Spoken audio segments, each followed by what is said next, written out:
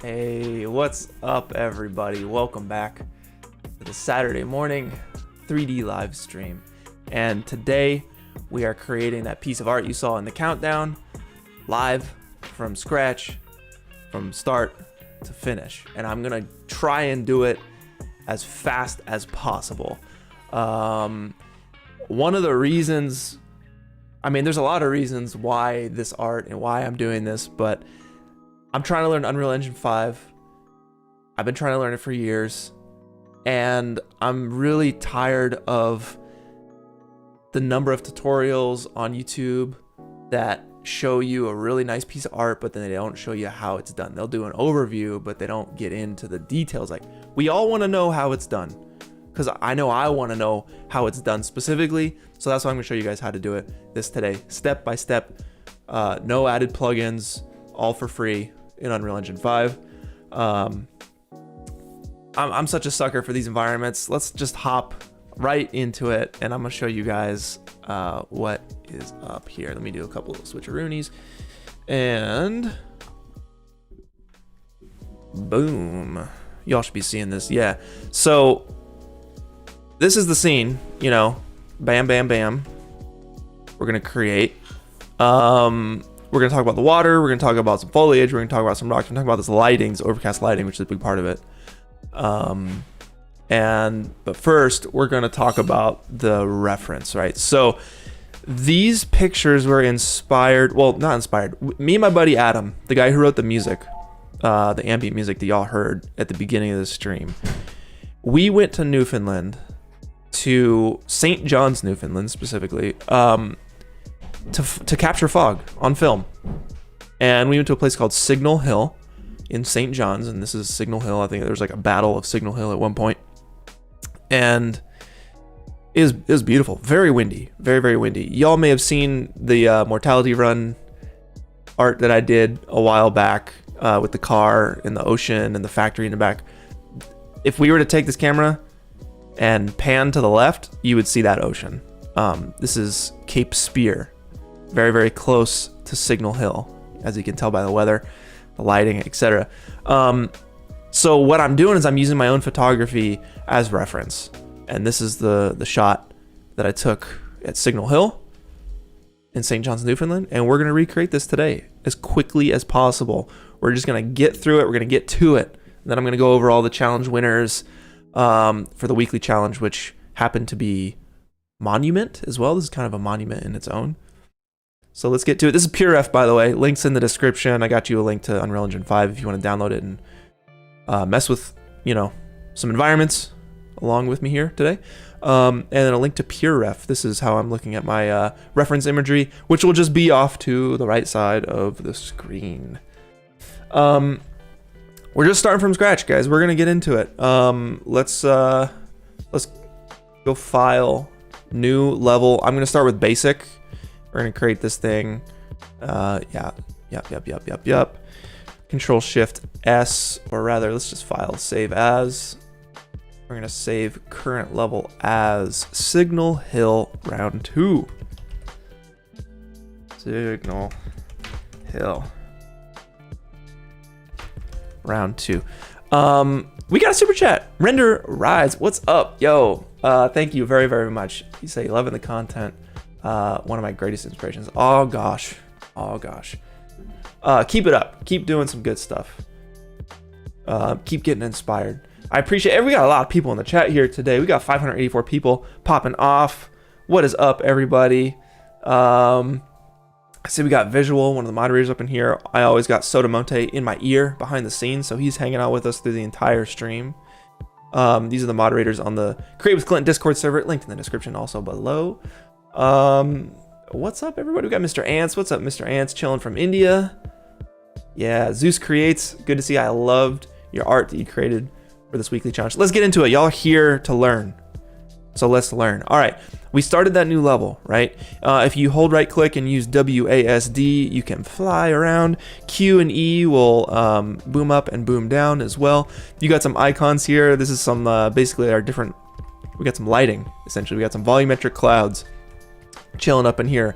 We got some sunlight. What else do we got? We got a skylight. You know, if we turn off the skylight, you can see all these things kind of do different stuff. William Fauché actually released an incredible tutorial yesterday. It is lighting for beginners in Unreal Engine. It's a 44-minute tutorial. Definitely check it out after this. And he goes over all this stuff.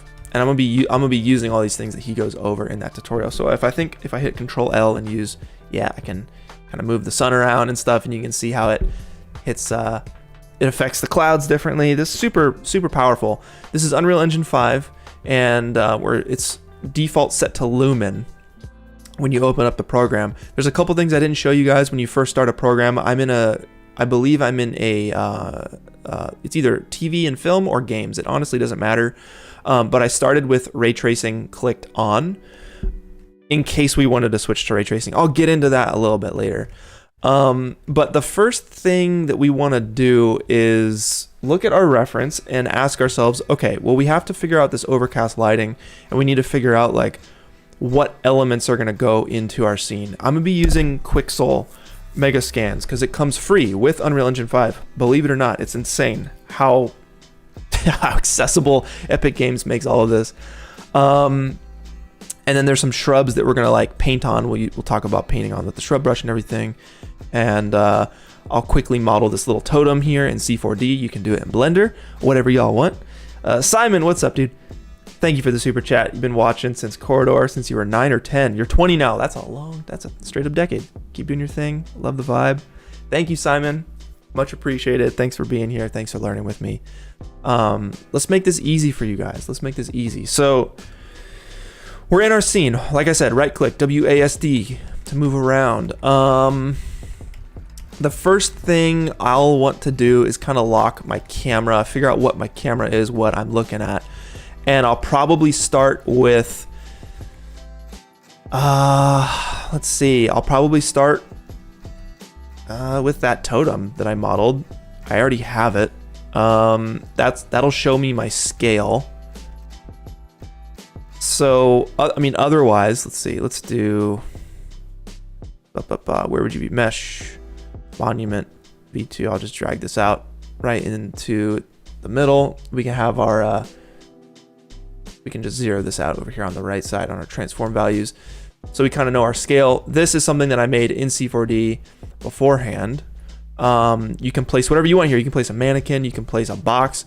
This way we just know what our scale is, and I know this is just a little bit smaller than a human. So like I said, we want to get our camera going first off. Figure out what we need to fill with stuff, with assets.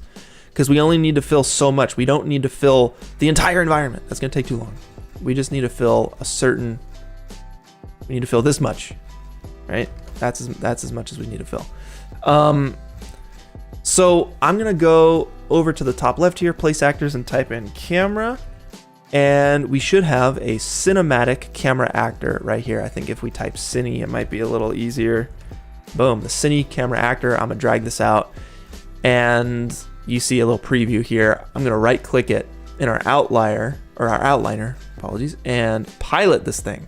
So now when we right click and move around with WASD, we're in a nice cinematic camera. I'm gonna leave these settings pretty close to default because it kind of matches already what I'm doing. But on the bottom right, you'll see your camera settings. So if we scroll down here to the film back, it's set to 16:9 digital film. And that's basically, you know, your 1920 by 1080 standard aspect ratio. You can change these and work on different aspect ratios. Type in your own. This is IMAX, right? But 16:9 digital film is totally fine for what we need. Let's go ahead and set the focus, right? Because we want the focus to be on this, all right? On this monument, on this totem. So if we go to focus settings, we can change that to tracking, right? Set that to tracking, and then under actor to track, I can just eyedrop this monument. And now no matter where I go, if I check the draw debug tracking focus plane, we can see that our focus plane is right there. That's a box for some reason. There we go. No matter where I move, the focus is always on this totem or the monument or this pillar, whatever. I don't even know what this thing is. So we got that set. All right. I like our focal length of 35. You can, you know, we can do 25 if you want. See a little bit more. That's not bad. You know, somewhere in here. Yo, MTO, what is up? Thank you very much for that super chat. Very generous of you. And no problem, no problem. I just hope you guys are learning something. We're all trying to make nice environments, right, in Unreal Engine. And it's a pretty confusing program at first. But once you're in, it's actually not that bad, especially with Quixel. It makes it really easy. All right, so we got our camera set up generally, right? I'm going to clean this up a little bit. So we have a lighting folder. I also like to select the camera. Let's make a post-process volume really quick. So just trust me on this. We're going to need this thing, post-process volume. We'll drag it into our scene. And in the attributes box here, the details panel, I'm going to type unbound. And unbound, essentially, if we check this box, infinite extent, it doesn't matter where we are in the scene, this post-process volume will affect the entire scene, okay? Okay. I'll select the post-process volume, hold control, select the cine camera actor, click on this folder, plus folder, and I'm gonna make a camera folder. Yep. And then I'm going to select the floor and this totem, make a folder. I'm gonna call this Geo for geometry, just so we have everything kind of tidied up a little bit.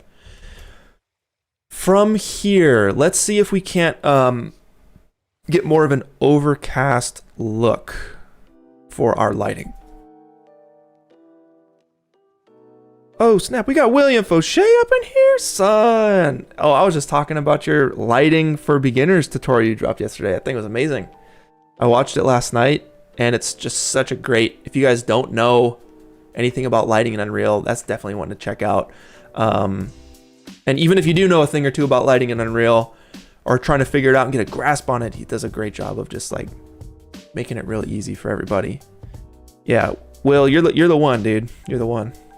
He says, kudos for setting up the camera early. Most important, most often overlooked step. Yeah, because we got to see, like, we're not making stuff for over there. We're making stuff for right here. All right, let's see if we can't get our lighting kind of roped in here. Exponential height fog. Yeah, it's a foggy scene, right? So exponential height fog is going to be a big part of getting that look. So let's, first things first, we'll check on this volumetric fog box, because that just makes everything better. And then we're going to crank this to like 0.2 or something. 0.3. All right, we can crank this to 1 if we want, but that's a little much. I think 0.3 is fine for now. You notice that these shadows are still sharp, so we want to soften those things up. There's a couple different ways to do that, many different ways to do that. One method that I learned, well, actually yesterday from Will Fauché, is to do it with an HDRI, and that's probably the quick and fast way of doing it. The way I did this in my scene last week was actually messing with, I believe, the skylight. Was it the skylight or was it was it it was the sky atmosphere? Yes, it was the sky atmosphere. Specifically the my scattering scale. If you crank this up, I believe, it'll start to make it really overcast. That's a little bit much. There's a tutorial in the description that I have linked to a guy that goes over all this stuff. He talks about getting this overcast look. It's also at the end of Will Fauché's video, his newest video. So I'll mess with the scattering scale. I also believe we can take the skylight. We can crank the intensity scale. We can take that up a little bit, right? This is stuff that I'll kind of like rope this stuff in once we have our stuff in place. This is good enough for now, just to start placing our different assets from Quixel. Now, the first thing I want to do is I'll hide this box. You can hit G to hide all the stuff, right, that we don't want to see. Now, like I said, Quixel, it's built in, right? Quixel Bridge, let me open this up. It's built in to Unreal Engine, right? So you have access to all of these assets for free. It is somehow they're doing this. I don't know how they're doing this for free, but it's a thing. And what I did is I basically looked at my reference and I was like, okay, we're looking at some rocks, we're looking at some grass. And lucky for us, they have a tundra pack. We type tundra, we go 3D assets, nature, yep. They got a lot of good stuff that really matches the vibe, right? So if I hit this tundra rock, and I think I can should be able to open these up full screen. Anyway, y'all get the point, right? We're trying to match this vibe here. So it's just a matter of scrolling through here, finding your assets that work for you, and you can click on these related collections. So I'll click on the tundra related pack, and it kind of has everything that matches and goes with each other in this thing. So you can see I went through, and if you hover over these assets, you can hit the little favorite button, and I'll go through all the ones that look like they could work, and I'll favorite everything. And for some reason, why it does favorites is set to 0. Oh, it just needed to update. So throughout the week when I built this, right, I favorited all these assets, ones that I think would work together. And all you need to do is download them, right? You can set the quality, and I set it to nanite. And basically, nanite is allowing you to have, you guys have heard the pitch, millions and millions of polygons, millions and millions of triangles in your scene with little to no performance effect, right? So you're able to just pile on as much stuff as possible and be able to fly through your scene with a high frame rate. So I'm selecting nanite for all these. You just hit download, boom, and then add to your scene, and do that for all the stuff that you think would work for whatever environment you're trying to create. If you're trying to recreate the ones that I'm doing right now, I got the tundra rocky ground. We got huge tundra rocky ground, tundra rock formation 2, tundra rocky ground 2, rocky ground 3, right? It just goes on and on. Just a bunch of these tundra grounds. And then I'm using wild grass, specifically just this wild grass here and the blue lupin. That's it. Just these two. I didn't use the other ones.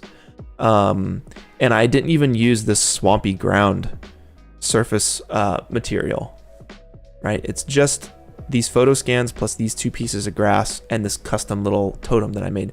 So with that, right, you bring everything in, it makes a mega scans folder. So we'll go to 3D assets, and we have these different assets that we can start placing, right? So the first thing that I see in my reference is this totem is standing on a rocky, it's more rock than grass, right? And it kind of trails off to the right here. So first, let me hop out of the camera really quick. So if you right click the cine camera, we can stop piloting. Or actually, if we right click and pilot top left here, you can just click that and stop piloting. And let's just kind of place these assets around our scene and see what we're working with, right? So if you just drag it out, boom, it's looking super nice. And I'm gonna do that for the rest of this stuff. I think I had this guy kind of somewhere in the background, and we'll just go through and see what we were working with. This is a really nice one. It's half grass, half rock. I think this will be good for kind of a foreground element that we can later paint some grass onto. Another deal like that. Yep. What else do we have? More rock. Yeah, this is good stuff.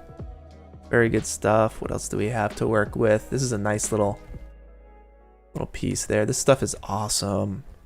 Really high quality. We'll work our lighting in once we place all of our assets. I think we have some auto exposure going with the camera as well, so we'll need to adjust and fine tune that stuff later. Okay, that's the same deal. Yeah, this is really good. Really good stuff. Really good stuff. This is the one. Yo, this is the one, son. This is the one that we're going to use for the actual totem that the totem will be standing on. Get out. So I'm just gonna scooch all of this mess over to the side. We're gonna get this thing down, and it's in place. It's in place, okay? It's in place. We're gonna fine tune it. And then we have one more. This one I actually grabbed, why does it look weird? It probably looks weird because I messed with the material instance. So if we go to the material instance, I double click that, right? And it looks like, yes, I did set all this stuff up. I changed the saturation. I changed the albedo controls, I believe. Brightness just needs to come back to 1. Contrast, I think, needs to be back to 1. What? Why is it? Roughness, specular, roughness, metallic, contrast, brightness, saturation.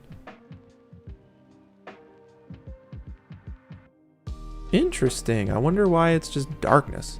Oh, I unchecked. No, that doesn't make sense either. Anyway, I'm not going to really okay, it's back. Maybe it was loading. Who knows? I'm not going to worry too much about that right now. Control-Shift-S will save everything. If you go File, Save Current Level, Control-S, you know, but save all, Control-Shift-S. So I'm constantly hitting Control-Shift-S when I'm doing this. MTO Creations, what's up? If UE5 landscape workflow is easier and more versatile than C4D, is there still a benefit or point to making them in C4D? Yeah, actually, you know, that's a good question, because y'all know I've been using C4D for a very long time, and I wanted to learn Unreal Engine. I knew that Unreal Engine was like a great thing to learn just from the awesome stuff that was coming out of, you know, the Epic Games and the Quixel YouTube channels and whatnot.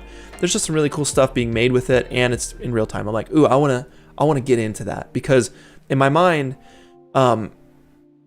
if I can get to like whatever's in my head, right? The coolest thing that I see in my head, the movie I see in my head, the environment I see in my head, whatever. If I can get that out of me onto the computer or onto a paintbrush, whatever, as quickly as possible, as efficiently as possible, that is where I want to be. I just want to be able to create, you know, without any lag from my brain to the computer screen. And I saw Unreal Engine as a way to do that. And it's kind of a real tough start for me, because it's a deep program.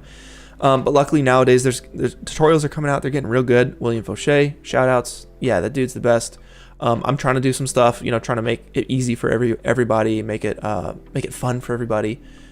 And then I'm like, okay, well, yeah, C4D, right? So I got to go back to C4D, and you know, there's a quality difference between C4D and Unreal Engine.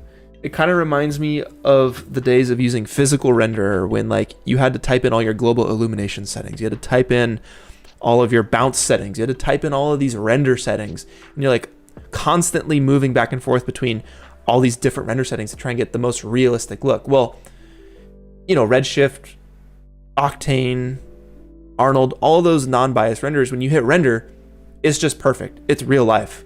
It takes a little bit longer. You know, Cycles and Eevee, I assume, are the same, right? I don't use Blender, but I know that those are the renders that Blender uses. When you hit render, it just looks nice. You don't really have to adjust settings. In Unreal Engine, you have to adjust a lot of settings. Unreal 5 makes it a lot easier because of Lumen. A lot of this stuff is happening behind the scenes. It's happening automatically, but we still have a lot more settings to like balance between to get that nice look. So it is nice to use C4D, you know, or Octane or Redshift, just a renderer where it's non-biased and you just hit render and it's looking good. But you know, it's just a tool. It's another tool. It is a deep conversation. It's a very deep conversation. I can go on and on. Let's get back to the art. Yeah. Okay, so we got some good stuff here. Let's hop back into our camera and start placing these things. So right click, pilot the camera. Let's pull up our reference and kind of see what is going on here. So in PureF, if you select the photo and hit spacebar, it'll snap to the photo itself.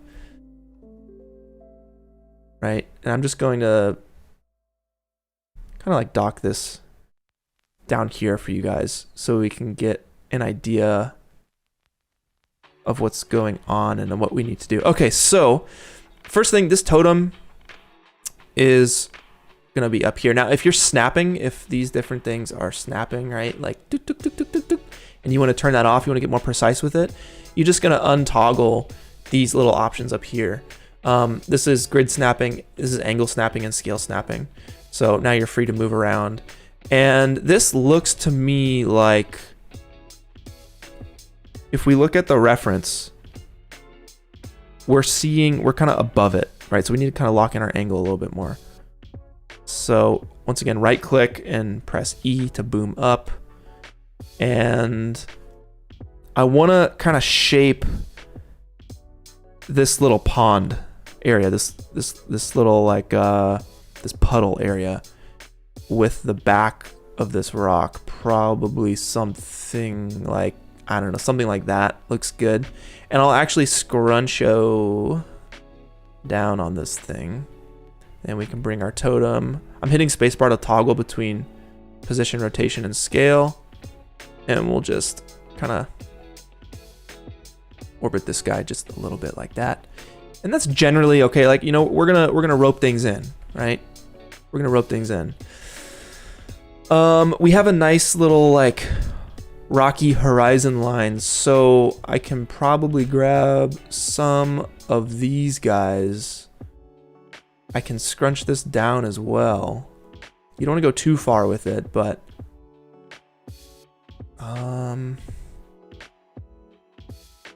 just kind of work it in a little bit. This guy can come in and fill in this area.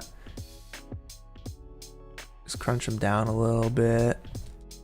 And we just want to fill in all this stuff here. Let's so we have this lake that we got to fill in. Right, we can scale this down, because if we look at this puddle, it's like a little triangle, boom, a little triangle tip. And I think that's why I grabbed this asset, is because it's shaped, has a triangular shape to it. So I'm just gonna scale that down uniformly and kind of move it over here. We're gonna populate and paint a bunch of shrubs onto this in grass. So it's not gonna be just that rocky coal. What else? What else? We have some really nice grass in here. In here, we can bring this guy in. We have this nice little rocky outline that we can bring in over here. This can help populate and fill in the area over here. This can this can probably come in over here. We can probably duplicate one of these guys. Holding Alt will duplicate for you. Spacebar to toggle between position, rotation, and scale. And I'm just gonna get that nice and nice, you know. Still in the cinema camera. Let's flip this around, because it's kind of like an embankment that goes up, and I'm gonna scale it up a touch. Hey, yo. Boom. Now we're starting to get a thing. This floor, you know what I'm saying? We don't even need it, okay? We don't need it. And I'm gonna show you guys about the water here in a second, because it's getting to be about that time. I'm going to Alt drag this down. I'm gonna scale this up and flatten it. Not too much, but just enough, because this is where our water is gonna go. And, you know, we'll try and shape. Let's see, let's find like a nice little outcropping, some grass, something like this. This has got you can kind of rotate this around to find a nice little area here. And I just kind of want to shape this this pond area. Let's see, it kind of curves in and loops in and connects right there. So I think what I can do is rotate this to something like that, and we can even angle it just a touch, drop it down just a touch, so we get that natural kind of curve right? Boom, kind of curves around like that. And we can even rotate this a little bit more.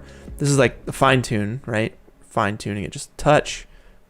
And maybe, because I don't want this giant boulder in the way either.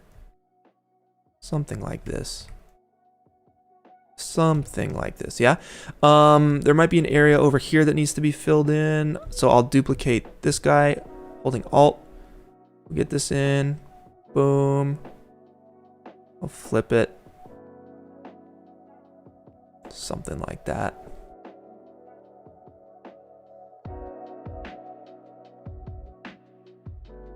This is not half bad.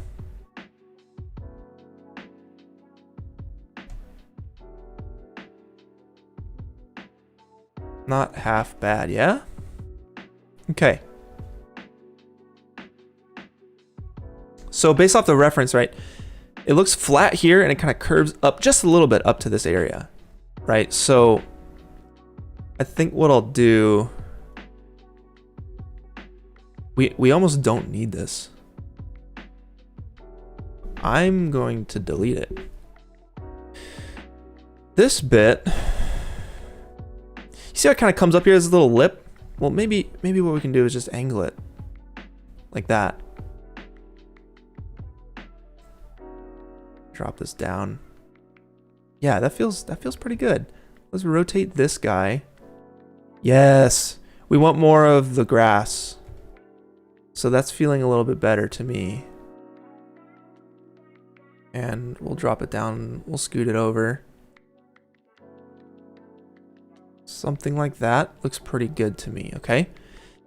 So just already with the lighting that we worked in, and it's just a quick sketch. We just quickly sketched the lighting in. But we've placed our camera, we've placed our assets mainly at this point.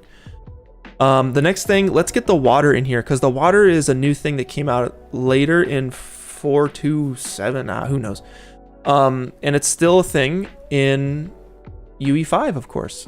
So let's talk about the water. I'm quickly going to select all of this geo and put it in the geometry folder. Cool. It's looking a little bright. I'm going to, in our post process, if we type brightness, we check min and max brightness and set this to 1. You can also set this to like, let's try 2. 1.5 maybe. Cool. That way it's locked. We're not having any auto exposure going on, and we can return to the lighting here in a second. But let's see if we can't get some water popping off. All right, so I'm gonna stop piloting. No, I'm gonna stop piloting this. Top left, we can click that. Bam. All right. Awesome. Yeah, there's some holes, but it's fine. You can't see them.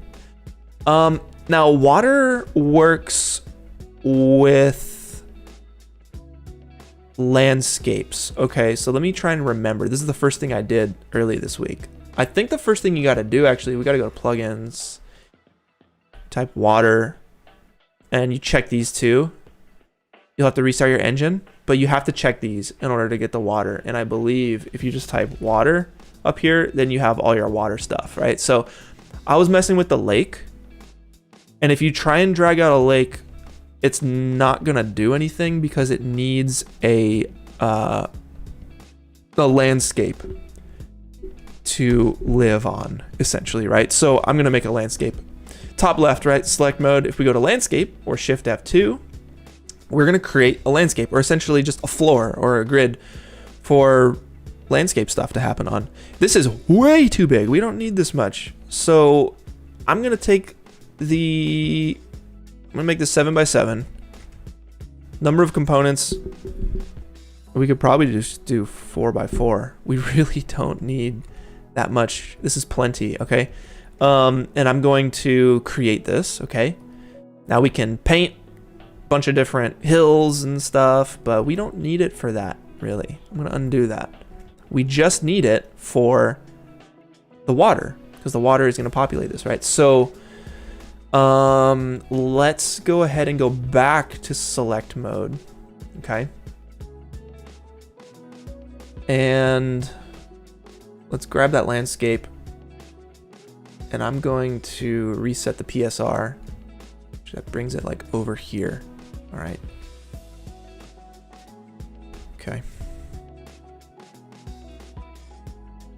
Basically like that is all we really need, right? And we can probably raise it up a little bit. We'll get there. We'll get there. Okay. Let's just get some water. So with water selected or typed in on the place actors window, we're going to grab that body, that lake body, and boom, look at that. And I think we can hide the landscape at this point. And it's just, it's water, yo. This is some water. Okay. And it doesn't look good. It doesn't look good. We got to make it look like this, you know? This is very different looking water. Smaller ripples. No, there's no waves. It's more of a still kind of situation, right? So let's see what we can do. You're going to control your water from 2 places mainly. And let me see if I can remember what the heck is going on. I might need to hop back into my other scene to see what's good with it. But first, right up in here, if we scroll down with the water body lake selected, okay, and we scroll down to wave, we're gonna have some options. And I think the first thing we need to mess with is the wave's source. And right now it's set to water waves asset reference, but if we set it to Gerstner waves, and then we drop down this waves box, and we drop down this waves box, we can unravel all of these settings here and mess with the waves. Okay, so right now these things are going ham. Okay, let's try and just have it be still. Let's get it to stillness, and then we'll start working in some motion. So let's mess with these settings and see what we can do. Right, number of waves. What happens if we change number of waves? Let's try it 200. Whoa. Okay, we are in some sort of bubble dimension, and it's not cool. Let's set this to 1 and see what happens if we set it to 1. All right, closer. They're a bit more still, not as many waves, but we still got some roll in here that we want to get rid of. What can we do? Minimum wavelength 0. Okay, it did nothing. Maximum wavelength 0. Disappeared. What if we set max wavelength to 1 because we need something? Okay, it's coming back to me now. Let's try 20. All right, so we have a bunch of like really steep waves that are rolling in this direction. Let's talk about direction really quick while we can tell what's going on. Direction, bam.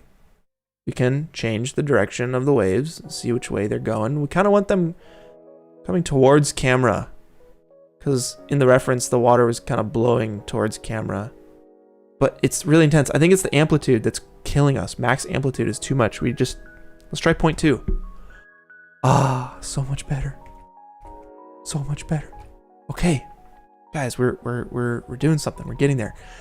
Let's take the floor, let's drop it down. Let's maybe take this bit and give it a little bit more thickness. Let's take this and maybe give it some more thickness, just a little bit. We don't want to go too much with it.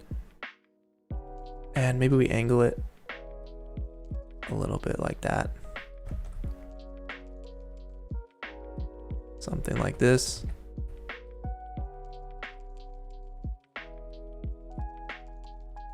Cool. We can take the floor and maybe just bring it up a little bit. This guy we can probably drop down a touch. There we go. Yeah, we're starting to get a little something. This is much better, much closer to what we're going for. So let's talk about the direction and the ripples and all that good stuff, right? So direction, angular spread, that's kind of break up the water.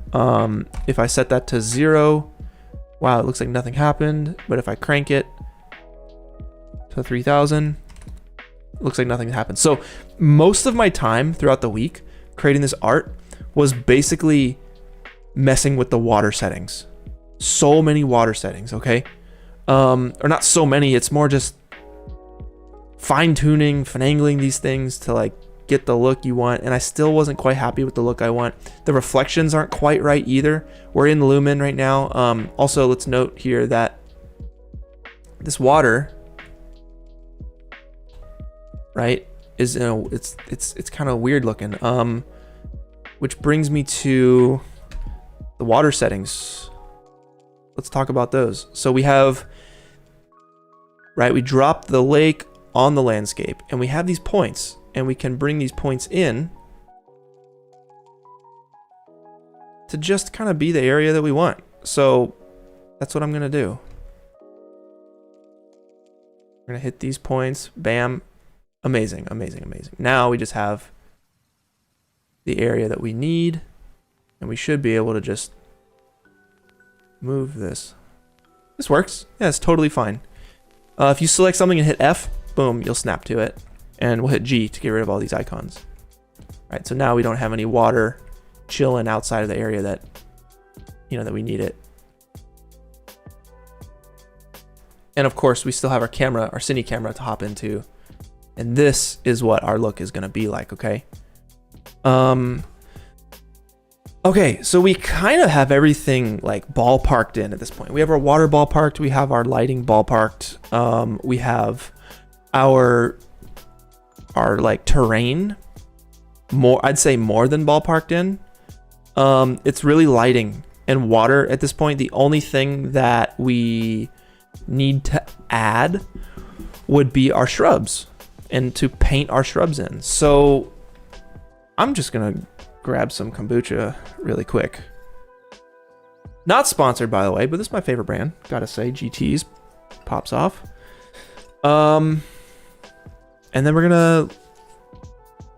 gonna get some shrubs in here, okay? And then we'll fine tune our water. We'll fine tune our lighting. We'll make things look nice, yeah?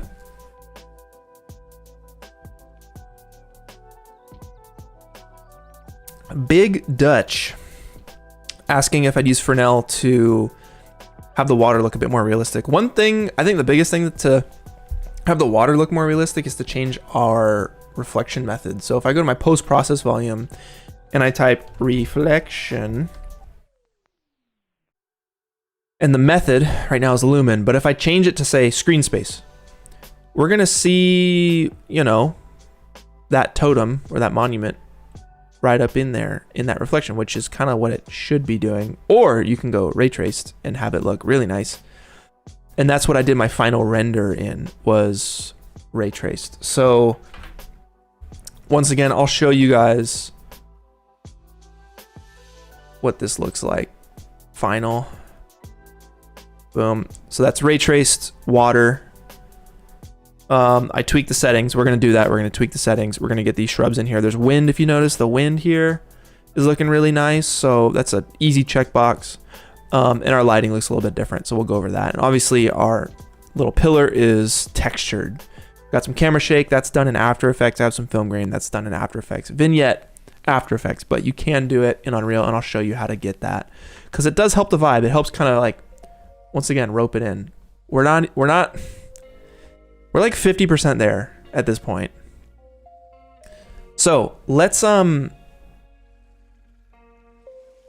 leave it to you guys. Do you guys want to tweak water? Do you guys want to lay down the bushes and the shrubs? Or do you want to do the lighting? Let's get the lighting right. What does the chat say?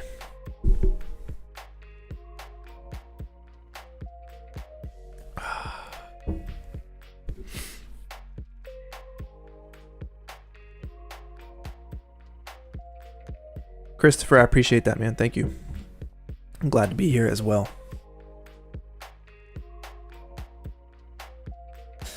All right.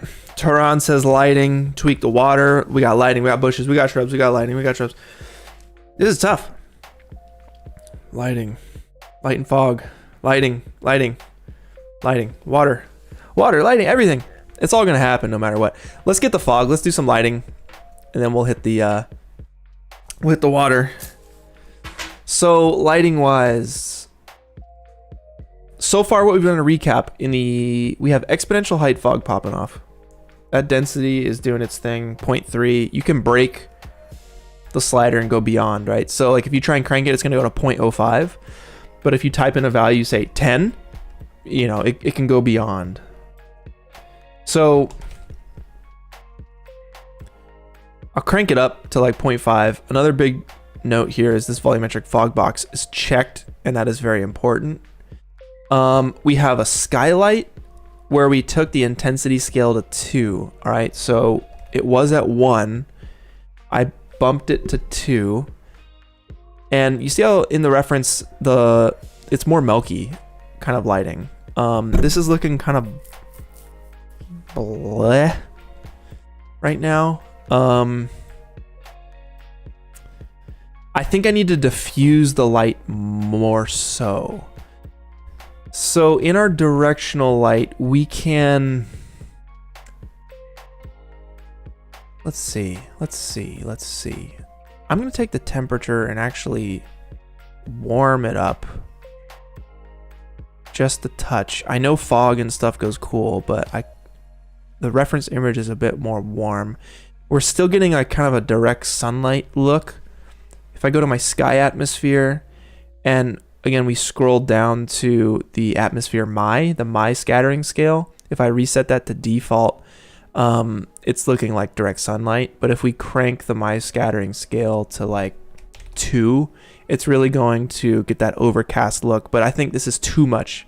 It's too bland in my opinion. So maybe we try setting it to 1. Maybe we try setting it to 0.5, 0.75. And messing with that could help. The scattering scale could help too. So 0.03, let's try like 0.2. Oh, okay. So what that's doing is that's like, I have a tutorial link below, and that is like air pollution. If we take that to like 5, it's going to turn into like some freaking Mars level stuff. But we don't really want that. I'm going to reset that to how it was. Continuing down the list, my scattering absorption scale, let's try 0.2, 0.5, 1. And I just kind of push these values really, like 0. What does the 0 look like? If I reset it, it was at 0.0004. The anisotropy, 0.8. Let's set that to 1. 0. And it's just me messing. I'm just really messing with these different values. And I actually like, we have exponential distribution as well. So that's doing a lot to actually smooth it out. I like that. Okay, so exponential distribution can go up to 2. That's looking better. But it still looks a little washed out. And the shadows are just looking a little, I know what it is. Okay, so the scattering scale, we can go back to like 0.3, 0.4, 0.5. Okay. And I think it's our skylight, perhaps. The intensity on the skylight, the intensity scale. So if we set that to 0.5, okay, it's going to be a little darker now, which is looking a little bit better, but it's still not quite there. Let's go 1.5. Let me try a different method. Let's try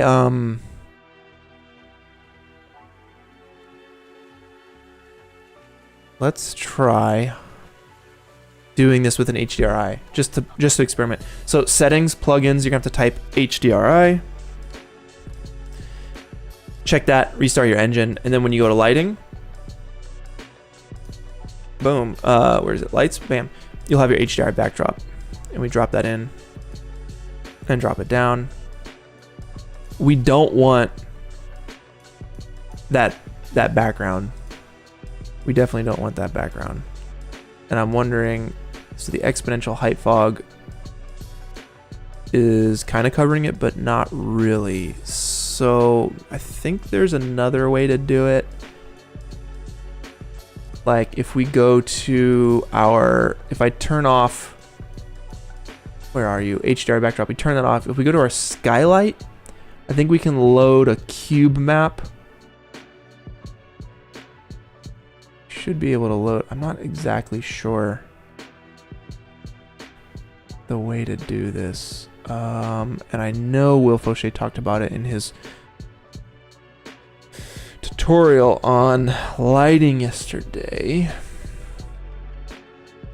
I wish I knew. I wish I knew. Well, anyway, those are options. I'm just gonna keep tweaking. I'm gonna keep doing it the way I had it going.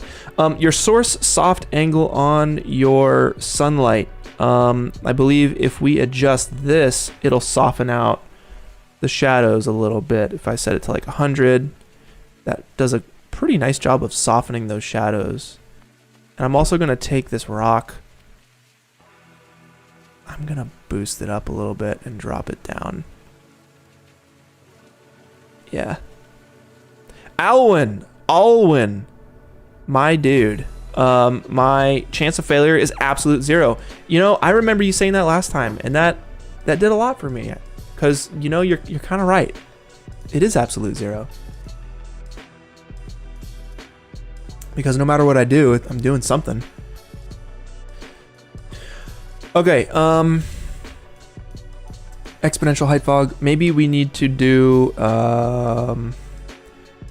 secondary fog. We can do some secondary fog. That'll pop some stuff off just a little bit, but we don't need too much of it. Let's hit 0. I'm just messing with stuff at this point, guys. Directional in scattering. We set that to 0. It was at 4 by default. Set it to 100. It's not really doing much for us. Okay.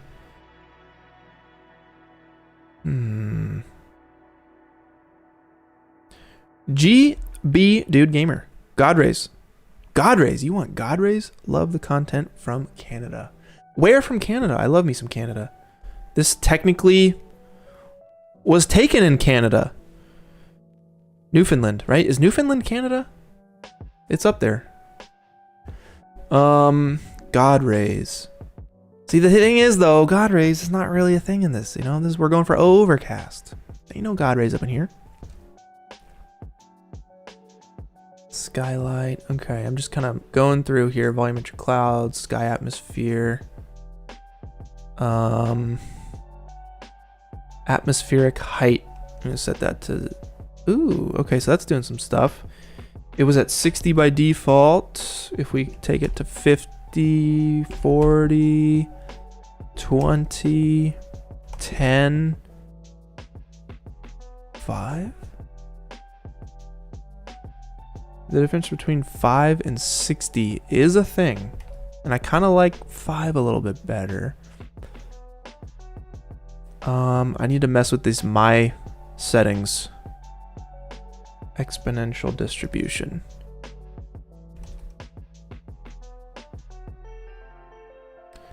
I think the sky just needs to be brighter, but the thing is when I boost this skylight, it just like, I set that to 10. Yeah, that's obviously way too much.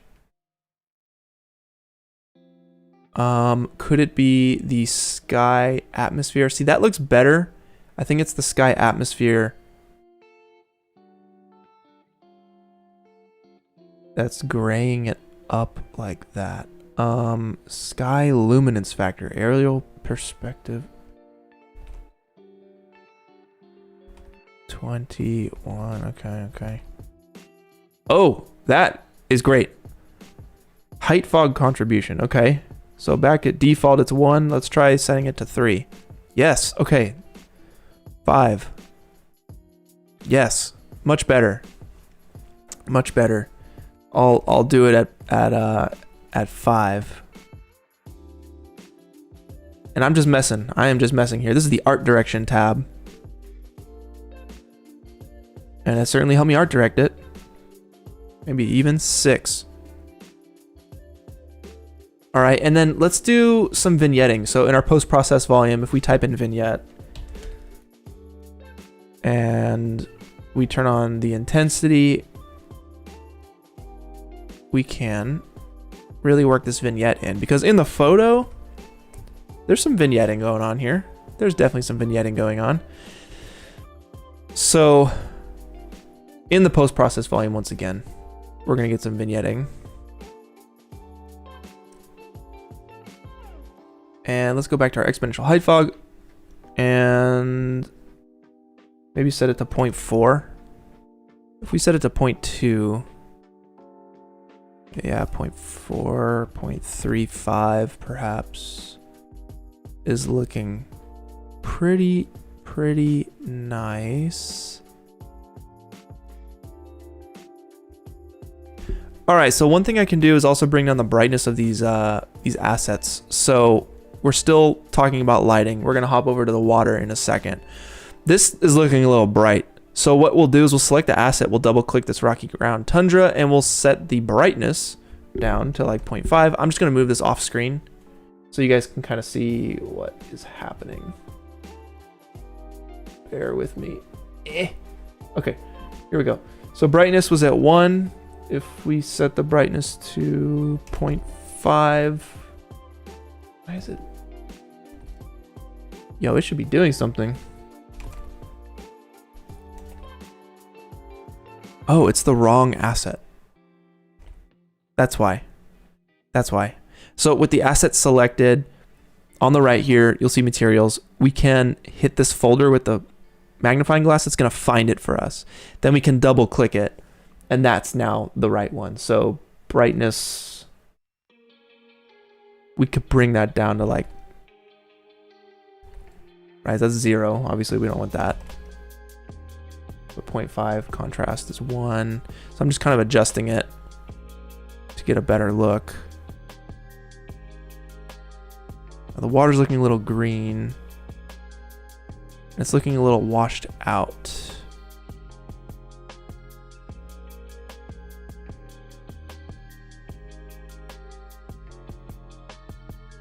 Let's see.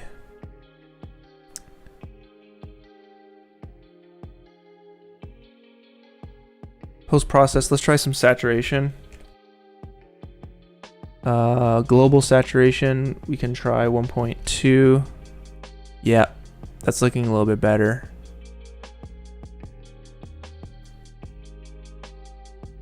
And in the post-process volume, if I type in reflections, oh, we're still doing ray trace. Let's switch back to lumen. That looks, yeah, okay, so switching between ray traced and lumen. I was in ray trace that whole time. All right, so it kind of a different look here when you're in lumen. And I like working in lumen because everything just looks really nice. We can switch back to ray tracing later as well. I think these rocks are looking a little spicy. So what we can do is select that asset, make sure we're not searching for anything. We can find the material here, bam, double click it. And, you know, one thing I like to do is mess with the reflection or the specular and the roughness to get more of that catch light bouncing off the rock. And it's really spicy right now. So we can kind of scroll down to the max roughness. And by default, I believe it's set to 1. But I think we need a little something because I want it to feel like wet rock. Base specular is at 0.5 right now. If we set that to 0, it's not going to reflect anything. We set it to 1, you know, it's going to reflect 1's worth. 0.5 is 0.5's worth. And the roughness basically smooths out. It makes it more matte. So if I set it to 1, it's like super matte, right? Like the back of my phone case or something. Or the top of like a MacBook, super matte, right? Still reflective, but matte. If we set it to 0, it's like a mirror almost. You can see a reflection in it. So we'll find a balance somewhere. 0.35 maybe. Yeah, that's not bad. That's not bad. And you can do that for each one of these rocks. And that's like a big thing that I do here is I'm going through and picking different materials and kind of just being like, okay, does this need to catch more light? You can mess with the brightness, the contrast. That helps. That certainly helps. And this was all adjusted based off of my previous scene. I'm gonna come in here and just kind of like reset these back to default. Yeah, that one's default. I think it could use a bit more, like if we just crank the saturation. What does that do for us? Okay, a little something. I want more green. We need more green. And I think that's gonna help with the shrubs, you know what I'm saying? So let's add some shrubs, and then we can keep fine-tuning, yeah. So we're gonna get back to the water as well. But let's go ahead and Control-Shift-S, save all, and work in some shrubs. All right, so same deal, guys. I went to this little top left, this box up here, right? I went to Quixel Bridge, and I favorited some stuff, but if you go home and you go to 3D plants, you can find whatever 3D plants you want. I've already favorited some. And specifically, I'm using the blue lupin and some wild grass, okay? And if you download it, I'm going for the high quality, right? So you hit download and you add it to your scene, and it'll automatically pop into your scene. So under Megascans, we got 3D plants. And let's start with the wild grass, okay? So we have a bunch of different pieces of wild grass, and you can see automatically they're animated with the wind and everything. It's so freaking cool. Right, but we don't want to plant these one by one. That's gonna take far too long. So I'm gonna undo this, and let's do it the right way, shall we? Because we have a lot of grass we got to place in order to fill this out. Okay. So how do we do that? Well, if we go to the top left, select mode, right, and we go to foliage or Shift F3.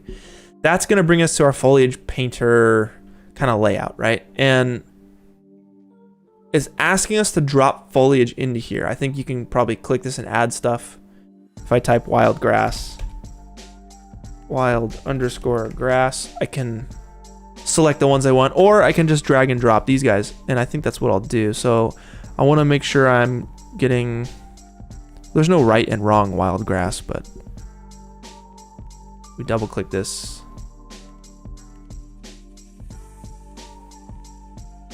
It's like dead grass for sure. These should all be loading.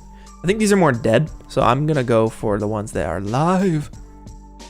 These guys, yeah. So let's drag all of these. Bam, anything that says static mesh, I'm just gonna drag them up into here, and by default they're checked on, right? So that means when I'm up in here with the brush, right, I have it set to single instance mode. I don't want that. I want to uncheck single instance mode, and I just want to paint shrubs everywhere.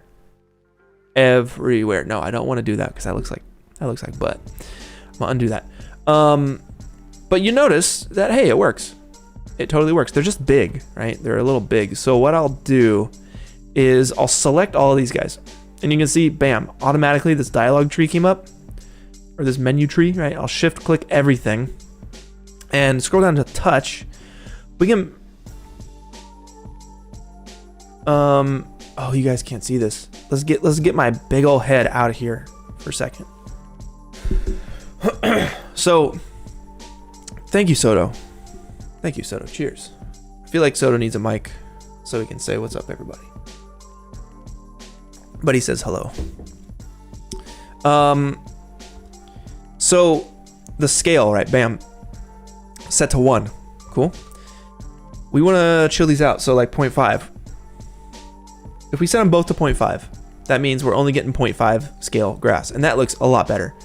But let's do something between like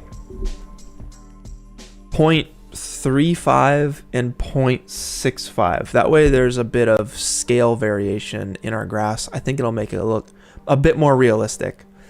And what I'm going to do is just come in here based off my reference, which I'll have on the screen to my right. And I'm going to start painting grass where I think grass needs to be, okay? So definitely on this embankment here, we'll have some grass. I'll leave that rock there. Boom, it's looking good. And we can change the density if you guys want to change the density as well, but I think it's fine for now. Just get up in there. Back in here. That's looking good. I think it's still a little big actually, so I'm going to take the max 0.5 no matter what, and then 0.3 for the min. So anywhere between 0.3 and 0.5, that's going to give me some scale variation. Sweet. Yeah, get back here. So that's looking good. And then I definitely want some foreground dealies up in here.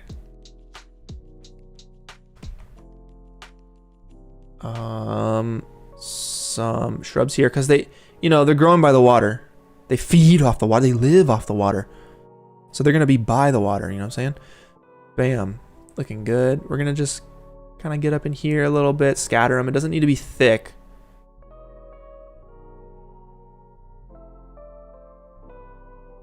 Just sprinkling these guys. Back here, I think, could use some. It's a little, I don't like that super saturated green, so we can get those guys popping off. I'm gonna leave the rock silhouette as the rock silhouette. We can get them up in here too. We can have some shrubs growing up in here.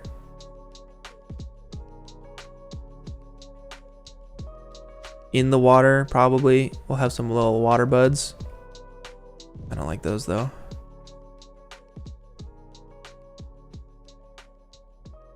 And shift, I believe, will erase. Yeah, shift erases.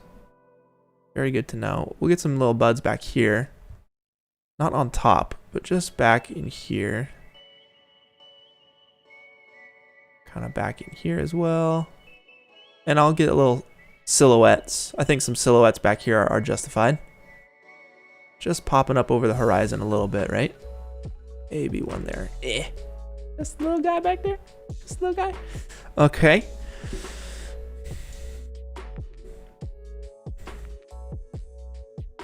Not bad. Not too shabby at all. Boom. Maybe a little bit more in here. And you notice I'm not going out and like trying to do all this. It's literally just our view right here. This is all we want, is this view right here. Maybe I can touch a little bit here because our camera sometimes will sneak over. Just a little bit, give us a little bit more. Something like that. I think the water is actually not looking too great right now. It's hurting our image. So we'll get to that in a second. I'm going to place a couple more shrubs though, because we want some variation. So that's where that blue lupin one I was talking to you about. Yeah, blue lupin. Now, this one, I don't want to scatter. I don't want to just chunk them all in, right? So I'm gonna select all these, I'm gonna delete them. Actually, no, I am not gonna do that. I will select them all and uncheck them. And then I'm gonna drag these blue lupins in. And they should be by default checked on. Yes. So I'm gonna select all of these. And I want the scale, let's do a test. Okay, they're massive. So we're gonna do 0.3 to 0.5. And that's a little bit more in the range of what we're going for. Okay, so we're gonna undo that, yeah. Now, I wanna do single instance mesh mode. So I'm just gonna, or single instance mode, I'm gonna check that box. And it's going to cycle, so all selected or cycle through selected. It's basically like the same thing. All selected, it's gonna go through all of these and give you a different one every time. It should. Or are those the same? It's hard to tell. It's kind of hard to tell. Cycle through selected. Yeah, those are different. Cool. So I'm just going to go through, based off of my reference, I'm going to go through and start placing these guys. So there's some here on the left, there's some here right in the foreground, there's some on the right, there's some in the back. They're just sprinkled around a little bit. So I'm going to go ahead and start sprinkling these mugs. Let's do definitely one up here in the foreground. And I have to click a couple times because I think Scale wise, let's actually beef the scale. 0.5 and 0.6. 0.7? Yikes. Okay. 0.5 was right. I think I just need to deselect the smaller ones. So we'll just keep these bigger ones. There we go. There we go. Much better, much better.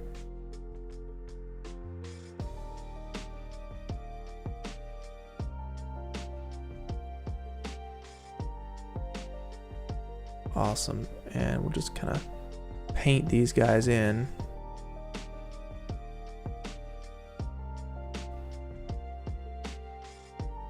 They're a little big. Still a little big. So we'll take that down to 0.4. I'll check these guys on tube just because a little bit of variation is good.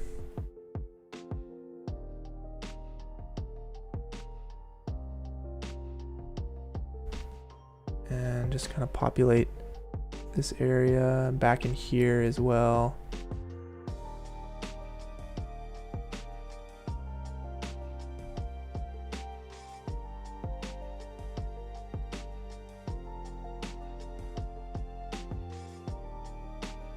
And shift will delete if you guys don't like what's going on. There's a lot back here. I think I went a little heavy on that side.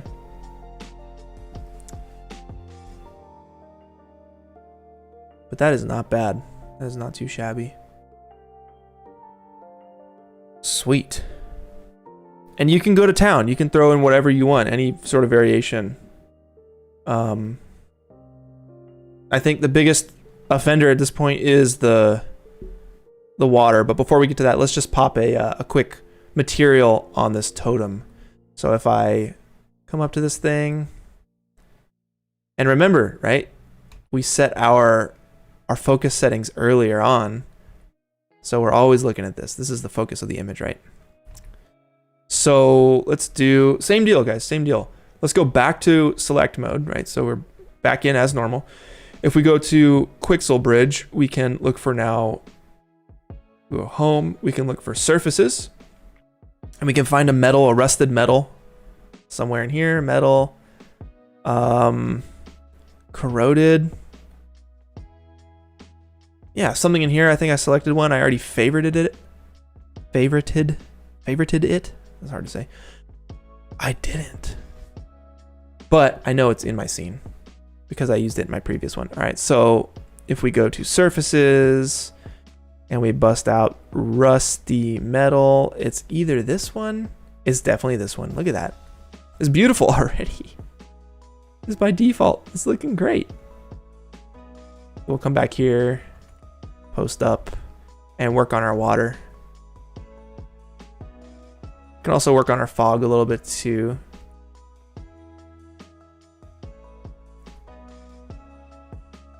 Center it up nice. Okay, so the water, yeah, the water's the hardest part. I talked about like these settings here, right? The number of waves, the minimum wavelength, etc., etc. And we can talk about how the water moves, and then we can also talk about how the water looks, and they kind of go hand in hand. But let's see if we can't mess with the water settings to get a more realistic look. So I'm gonna select the water body lake and try and find the material that it's using. If we scroll down, we can find under rendering the water material. We're gonna hit that browse button, browse to, and it'll pop us right up in here. We have this material instance for the water. Okay, so let's see what's the best way to do this. Yeah, I'll just have it off to the right, I guess.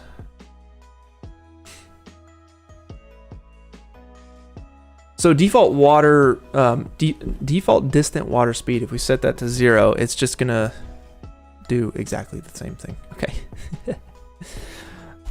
-1. All right, so that's changing some stuff. Default distant normal, like I just went through all these settings just to mess with stuff and see what happened. Default distant water scale. Okay, we have near water scale, and this is definitely near water. Default distant, default near water scale, 512. What if we set that to 0? What if we set that to 2000? I think default is probably fine. I don't know why it's not updating. Is it not updating? There we go. All this stuff. I think what we need is the global parameter, or not global parameters. We have somewhere here. Here we go. Water shading. So I have messed with this water so much to get this kind of look. You have albedo, right? So that's going to change the color of your water. I think it might be a little saturated in our case, so we can desaturate it. Maybe darken it up a little bit. So that could help. We have water Fresnel roughness. Okay, so 0.1, 0, and 1. All right, so that's going to make your water like, I don't know, whatever that look is. We have metallic, and metallic, I was using that to catch a bit more of the reflection, but this doesn't look bad. Certainly does not look bad. I think it's moving a little too fast. And this setting, default distant water speed. If I type in speed, yeah, it looks like this is the only option for speed, and I don't know why. If I hit, okay, that's better. That's certainly better. It's more chill. These plants I know are moving, right? You're not really seeing them in the viewport because you're getting a kind of a blurry view of this motion. What you're seeing here, it's kind of difficult to tell, but it's blurry. It's just blurry. If I were to select one of these plants, we'll get back to the water in a second. I am a scatterbrained person. So if I select one of these plants, right, and we're going to talk about wind for a second, let's try and find the plant. I know it was, where are you? Megascans, plants, blue lupin. Okay, if we pull up blue lupin material, the material instance, okay, and we scroll down, you have this checkbox for enable grass wind, and by default it's turned off. But if we take like the wind height to like 2, it's going crazy. You can kind of see how it's like doing this weird blurry morph into what looks like a wind effect, and it doesn't look right. Wind intensity, let's go back to like, you're kind of losing it. You're just losing it entirely. But know that when you render this out with anti-aliasing, you're going to get a much cleaner looking wind, and I'll show you once again. There is none of that weird blurriness right here, you know? It looks nice and crisp, and that's because anti-aliasing is checked on with 64 samples. This is also a ray traced scene, and we'll kind of toggle over to that at the end of the stream here.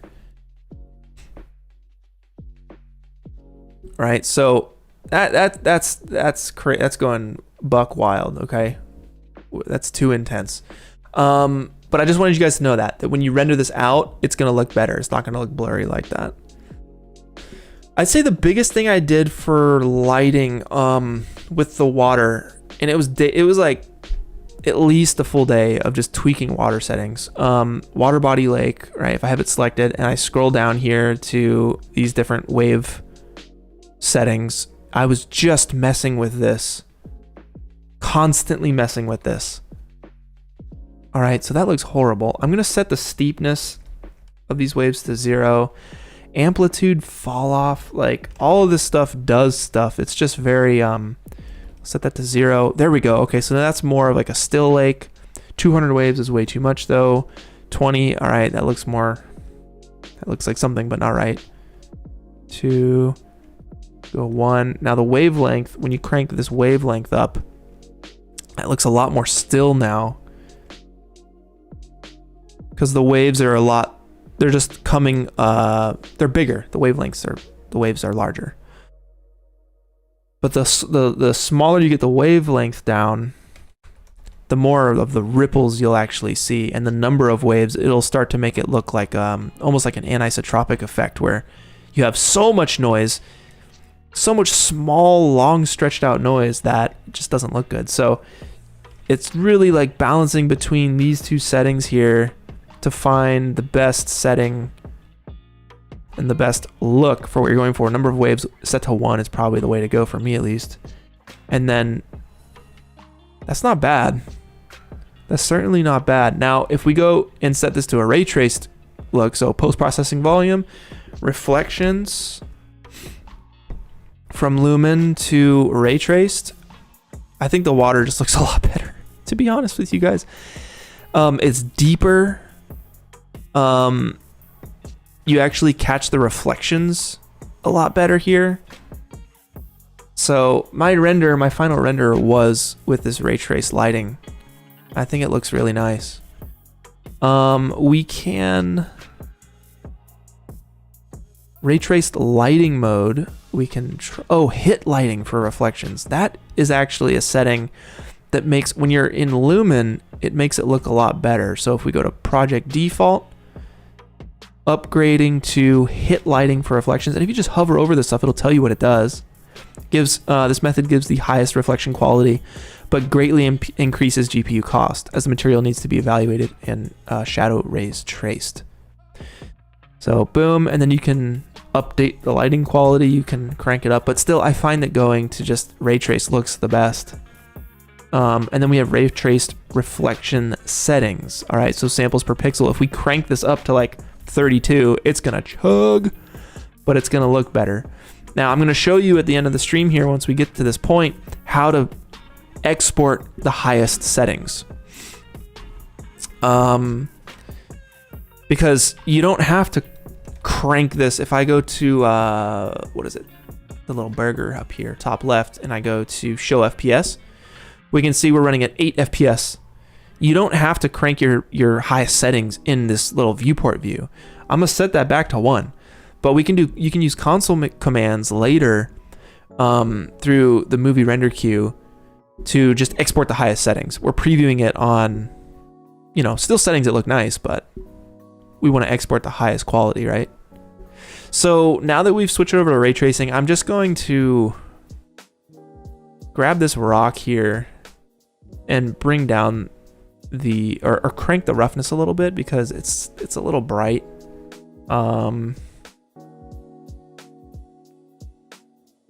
So we can go like 0.5 just to chill it out a little bit. 0.6. That looks better. That looks better. Yeah, and the more you can go back and forth between the actual reference and your art, the better. Most certainly.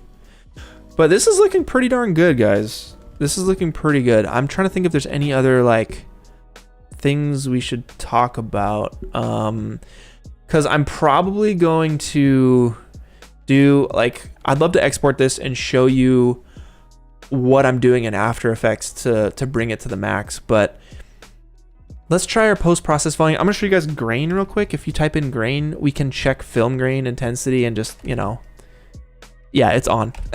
Set it to 1, set it to 0.5. You can get a nice little subtle grain effect going on here, which looks really nice. But I do this in After Effects afterwards. But you can certainly do it there, and same for vignette, right? I'm gonna do my vignette in After Effects as well, but you can have some vignette popping off here that looks really nice. What else? What else do we need to talk about? We talked about wind. We talked about some of the water settings. We talked about painting the foliage, the fog. Maybe I'll touch the fog up just a little bit more before we render this thing. So under lighting, exponential height fog, we can maybe go 0.4. 0 is obviously not what we want. We want some fog in here.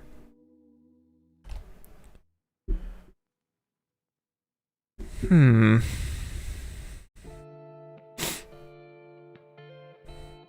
have some secondary fog. Directional in scattering. I remember that was not doing anything. Scattering distribution 0.2. We can try 0.5. We can try 0. I always like to max out my numbers to see what happens. I try and get the most extreme effect first and then go for the subtle. Extinction scale. Okay. So this is like the fog is coming closer to us. Ah, okay. This actually looks, let's see, not bad. 0.5. That way we bring some of the, yeah, we bring back some of the shadows, but based on the reference, I'm looking at the values here.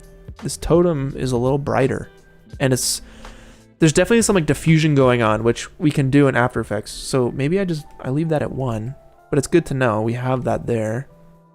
1.5 maybe? 1? Yeah, that's not bad. View distance.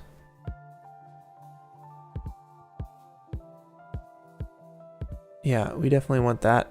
I think how it was. Static lighting, scatter intensity. 20. Ah, okay, so 0 and 5. No. 0 and 2.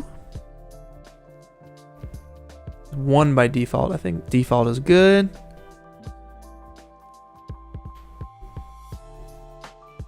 Oh, Papaxo, thank you. Bloom. Yeah, so bloom. That's another thing in the post-process volume. Bloom. Thank you, sir. So we can check the method on, we can check the intensity on, and we can check the threshold on. Okay, so if we keep the method at standard, I know convolution is a thing that's apparently like more accurate for cinematic than it's expensive for games is what it says. But we are here for the cinematic experience. So I'm going to leave it to convolution. I'm going to crank it.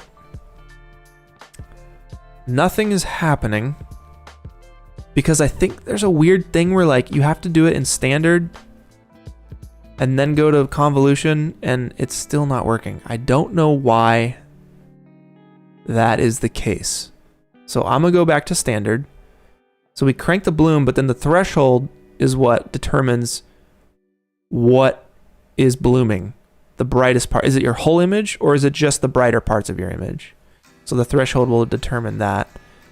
0.5, I think is, you see a little bit of that. Yep. We can try 0.3 and kind of get a little bit more, which is looking nice. We can try 0.2 even. That's getting a little something, and I think that helps a lot. Papaxo, that's good stuff, man. Thank you. And let's see if we can't make the shadows, the highlights and the shadows of this water more contrasty. And this is something that I did in post, but I'm wondering if I can do it here inside of Unreal Engine.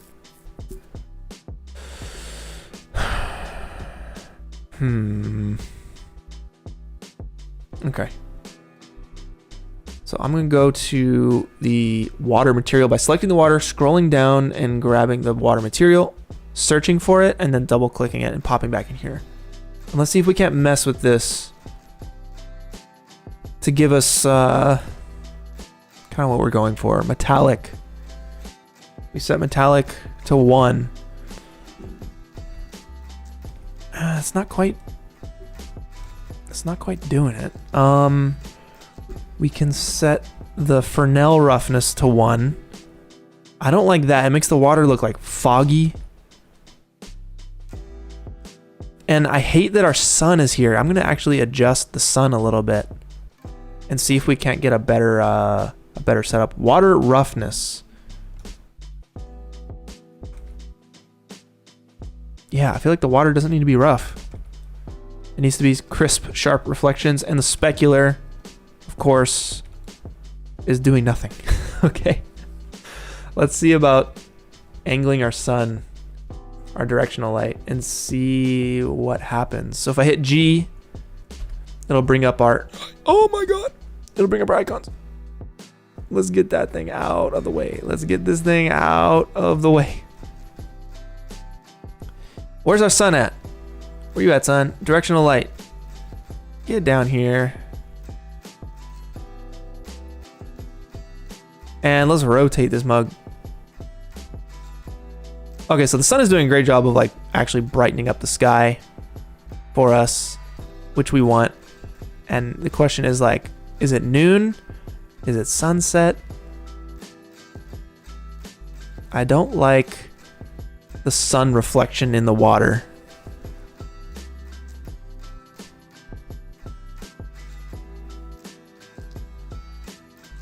So I'll probably do something like that.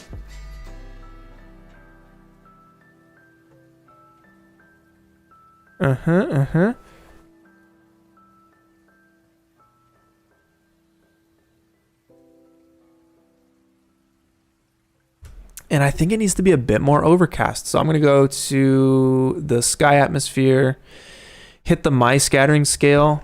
It's at 0.5. This is 0. Let's try 0.6. Yeah, that's a bit more overcast. I like that a little bit better. Boom.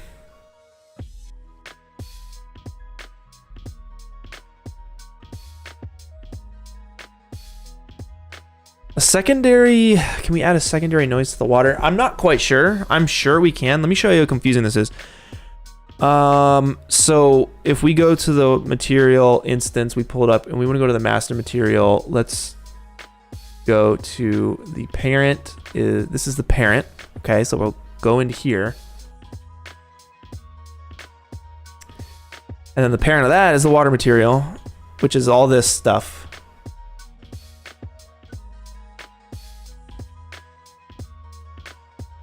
Which is actually not too crazy. So we have our waves. This is what makes our waves. It's crazy. This is deep. This is deep for sure. We got our normal maps. We got our basic water shading, which looks like material functions. Which, yeah, this gets deep. So it gets deep and deep and deep and deep. And I'm sure if I was a mad scientist, I can get up in there, but you know, there's only so much I can do. Only so much I can do. Let me render a version for you guys so you can see what I'm doing in After Effects. Sure, you could do a lot of it here in Unreal Engine. Like we can go to the post-process volume and we can work in the color correction. If I type color and we hit the global settings, global gamma, let's like drop that to like 0.8. Already looks so much better. Yo, already looks so much better, doesn't it? We can hit some shadows. We can drop the shadow offset. Is that gonna do much for us? That looks like booty. That looks way better. Dropping the gamma always looks nice. I found that like I would rather have my like super atmospheric photography looking a little bit more underexposed than overexposed. I think a darker, dimmer image is just simply moodier. And I think dropping the gamma like that helps a ton. I forgot I did that in my last scene. So that looks much better in my opinion. Oh, let's set up depth of field. Yes. So under our camera, okay? Let's close this out and let's find the lens settings. Okay, so lens settings, our f-stop is 1.2, but we're not really getting too much depth of field. If I try to take that to like 0.2, oh, I'm sorry. I'm doing the right thing, but I accidentally did the right thing first. I was trying to do the wrong thing first to show you the difference. Let's just change that back to 1.2. Because those are our lens settings. If we go to our focal length, right? We can do our focal length, right? I have that set to 25. Our current aperture, that's what we want to change. If we drop that to say 1.2, we're going to get a little bit nicer depth of field. But let's say I want to go like 0.5 and just break it. It's not going to go below 1.12. And that's because in our lens settings, the minimum f-stop is 1.12. If I set it to 0.5 or just 0, let me do what I want. You know what I'm saying? No restraints. Let's go 0.9. And let's try 0.2. It's gonna look, that looks bad for sure. And it starts breaking at a certain point. But if I go to like 1.2, maybe 0.8, it's going to match my film photo a little bit more. Right? It's blurry. Even this is blurry, and that's something I want to talk about. In After Effects, we're gonna do that. It's not crisp and clean. Right?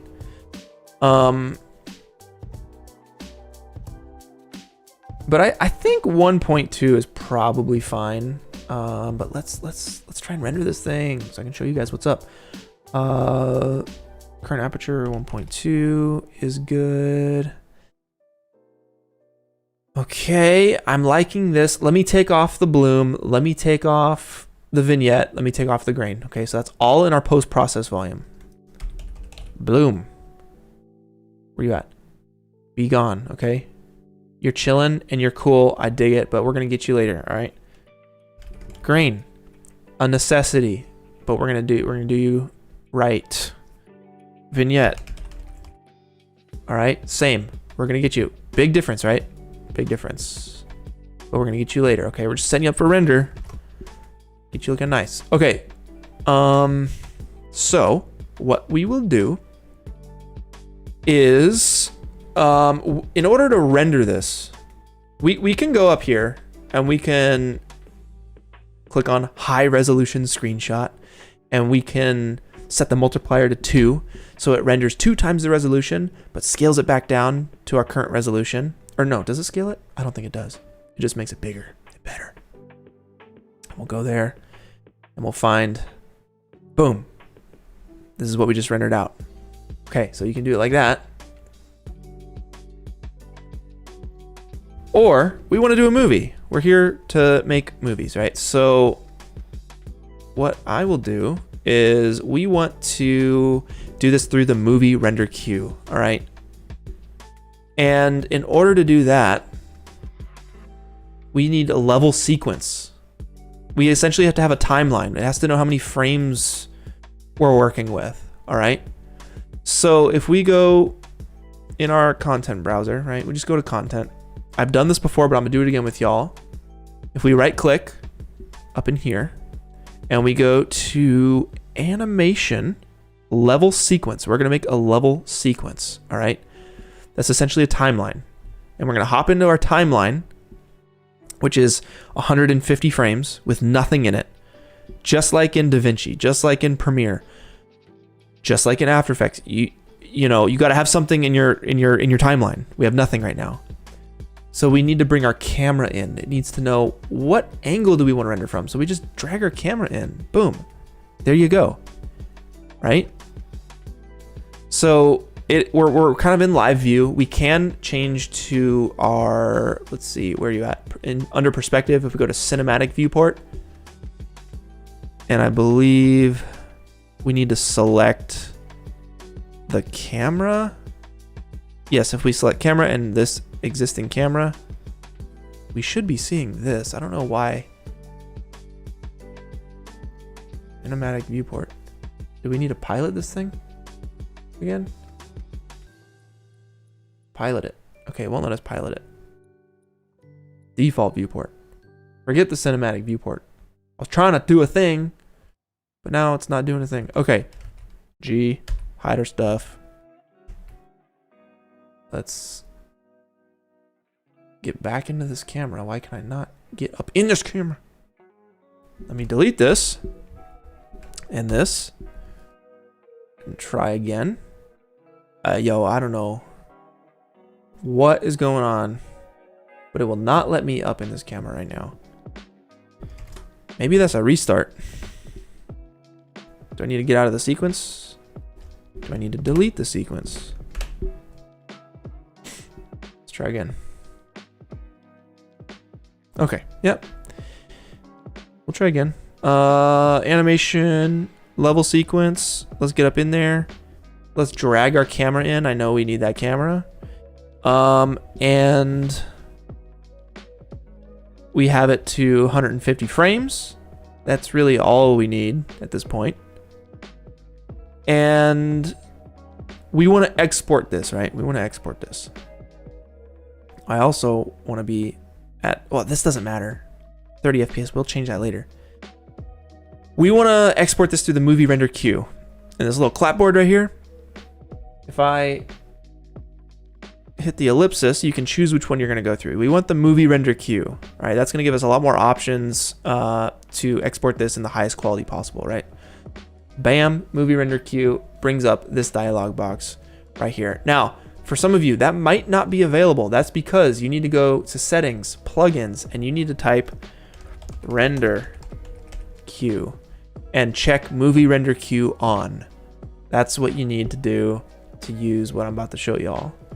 Restart your engine and you'll be good to go. All right, so up in here, we can click on this unsaved layout. We don't want to export a JPEG sequence. We want to export a EXR sequence, and I think the DWAA compression works the best. Holds the highest quality for the lowest file size. All right, we can get rid of JPEG sequence, all right? We just want that EXR sequence. It's gonna give us the most control over our image later when we're doing color correction and whatnot. Output, let's find a place for it. So yeah, I did 10 tests. This is the stream render. That's where it's going, okay? Going in that folder. Output res, 1920 by 1080 is good. I was doing 4K, so 3840 by 2160. You guys can do what you want, but for this, we're keeping that resolution. We also want a custom frame rate of 24 FPS because the cinematic frame rate is 24, not 30, not 48, not 60. It's 24 FPS. That's what our eyeballs are used to seeing in the movies, right? That should honestly be everything we need for this output. It's going into the right place, right resolution, right frame rate, okay? But there's one more thing we got to do that is the move, and that is how we get the highest quality settings. So if I go to settings and I bring up console variables, okay, this is the secret settings, the secret sauce. And I have a video that goes over all of this in detail, which I will probably link to once this stream is over. But it's like all the things I learned in Unreal in a year, basically, is the name of the video or something. It's like the dance club scene. I go over my whole process on that. And we're gonna add these console variables, right? We're gonna add a bunch. I already have them saved as a preset, console variables, RTX, right? I'll pull this one up. Console variables, boom. And I have all these console variables. Screen percentage, r.screen percentage. This one is the best, okay? So what this does is, let's say we're exporting it 3840 by 2160. No thanks. I want that 1920 by 1080. Yep. What it's gonna do, console variables, it's by default it's set to 100. So if we just do it as 100 and we hit render, it's gonna render a 1920 by 1080 image. But if I type in 200, it's gonna multiply it by 2. You can do 150 as well if you want to do by 1.5. But it's gonna multiply it by whatever number you type here, and it's gonna render out a larger, in our case 2 times, it's gonna render out a 4K render, but it's gonna scale it down to fit 1920 by 1080. So it's gonna look really crisp. I love that one, that's such a good one. And then we have all these other ones. Ambient occlusion denoiser, 0. Direct, diffuse and direct denoiser, 0. We're setting all our denoisers to 0. We're maxing out our motion blur quality. We are maxing out our depth of field quality. We're maxing out our bloom quality. We probably don't need that because we don't have bloom, but that's okay. I, to be honest, don't know if having the console variable set here adds render time if we don't have bloom in our scene. I don't know that yet. Tone mapper quality is 5. So these are all settings based off of Unreal Engine documentation that they suggest for highest settings, use these. And then we have our ray tracing settings, and that's what I was talking about earlier, where you don't have to view the highest settings in your viewport because you're going to be chugging, but you type them in here, so when you render, it renders the highest quality. So we have the ray tracing global illumination denoiser set to 0. We have r.raytracing.shadow.samples per pixel set to 64, and I think, to be honest, it's supposed to be shadows, plural. Ray tracing reflections samples per pixel set to 64, and ray tracing reflections shadows set to 2. All right.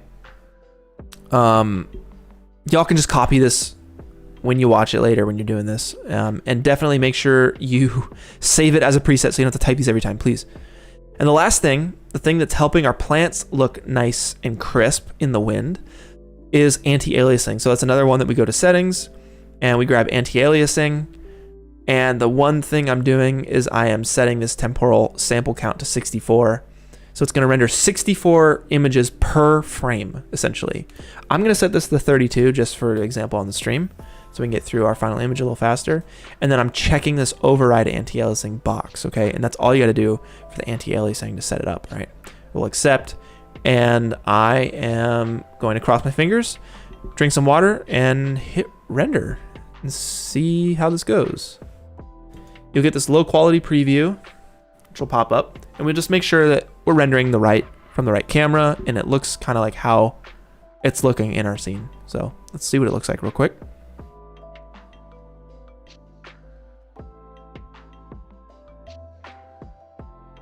Whoa. I know what's happening. We're seeing our floor. So let me cut this off. When you hide stuff in the outliner, it isn't safe from the render. The render catches all. So the floor, bye-bye. I think that's what was popping through. Landscape, go bye-bye. Let's try it again, shall we? I'm gonna save everything, Control-Shift-S, render local. And now we should be getting a more reasonable one. Patchy, you said it's ray tracing shadow, not shadows. You might be right, but the other day it said it was wrong, and I thought it was shadow, but it actually is shadows. And it might be a different shadow thing I'm thinking of, but all right, so it's going, and it's taking a minute, right? It's gonna take a while. I'm gonna stop this, and I'm gonna do something just for the stream that is reasonable. So, whoa! Let's bring it back around. Can't be a stream unless you have a crash. Just one, right? Oh, Papaxo, you are right. We can check uncheck visible. So if that floor was still there, we can uncheck visible. All right, let's open the level, round 2. Yes, let's pilot that camera. And I will say, guys, this is the difference between doing this on stream and taking a day tweaking all those settings that I was tweaking. So they're similar. It's a little darker here, but it's not much different, to be honest with you. This, let me just grab this right here. And let me open up the other one. Open level, round 2. We'll go into the camera.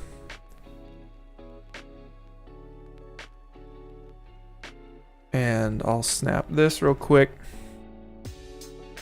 Boom. We'll compare these in PureF. Right, so that's what we just did. And dang it. Come on now. I'm just curious. I'm curious. Boom. Pilot this thing. Bam. It just looks like a little darker, maybe. The water is lumen water. So that's the difference. It's just a little darker. The shrubs are a little darker. I think Lumen does a nice job of getting some nice shadows in those bushes.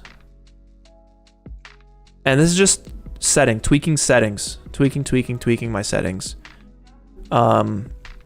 the difference between these two. But we're going to make it look nice in After Effects. So if I go back to my to the one that I just did with you guys, and we set the lighting, let's go back to our post process, and we type in reflections. Oh, no, not there. Sorry, post process. Type reflections. Go back to Lumen. Yep. Okay, I wonder if there's like a lighting. Let's see. Let's try. Global illumination is Lumen. If we did ray trace global illumination. Yeah, that looks nice. So this is just changing the lighting method. Lumen global illumination. We could set, let's see, ray trace global illumination, advanced reflections, ray trace reflections, screen space, ray traced, ambient occlusion, ray traced ambient occlusion. Yeah, why not? Let's set that to like 4 or something. Ray tracing translucency. Will that help our water perhaps? Check those on. Path tracing. We can try path tracing. I don't think it works with the water or the fog. But let's render this out again, shall we? Let's do it. Okay. Post-process volume. I think I'm gonna go just one more time with the color correction and our gamma. And I'm gonna go with 0.8. I think it looks a little nicer. And I'll take the fog. See, I can just tweak forever, you know what I'm saying? Take the fog to like 0.4. Wait, why is that not doing anything? Oh, it is, but it's just like a subtle thing. Okay. All right, let's do it. Let's do it. Let's render. Okay, let's render. Let's go back to our sequence. Let's pull up that dialog box. Okay. Let's load those console variable settings. Anti-aliasing. Let's just set it to 12. No, 16. Console variables, the screen percentage, I will probably set this to 100 default, so it doesn't do it, just for the stream. Yeah, EXR, anti-aliasing, high settings, good stuff. Let's give this a shot. If this doesn't, let me make sure my output is good.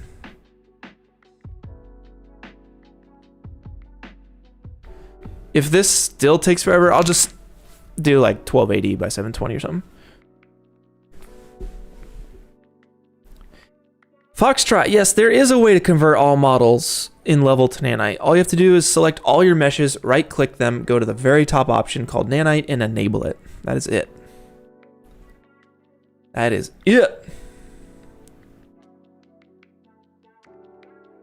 All right, so it's still taking a minute per frame, but it's okay because basically I'm gonna show you guys just like what I'm doing color correction wise to spice up the image, and all we need is really one image to do that on, and we can kind of work as it renders. Oh, I am running 4K at the moment. Thank you, sir.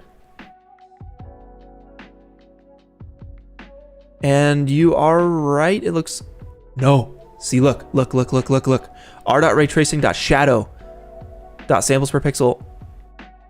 It doesn't recognize that console variable.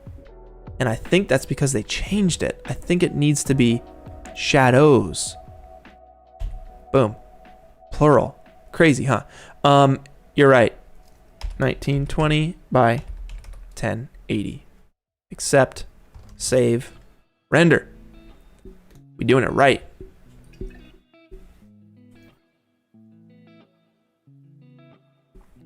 Sukrit Gupta. Yes. All my live streams are always available after the fact. I never take anything down, so you guys will be good. It's rendering a lot faster now. Let's open up After Effects and see what we can do.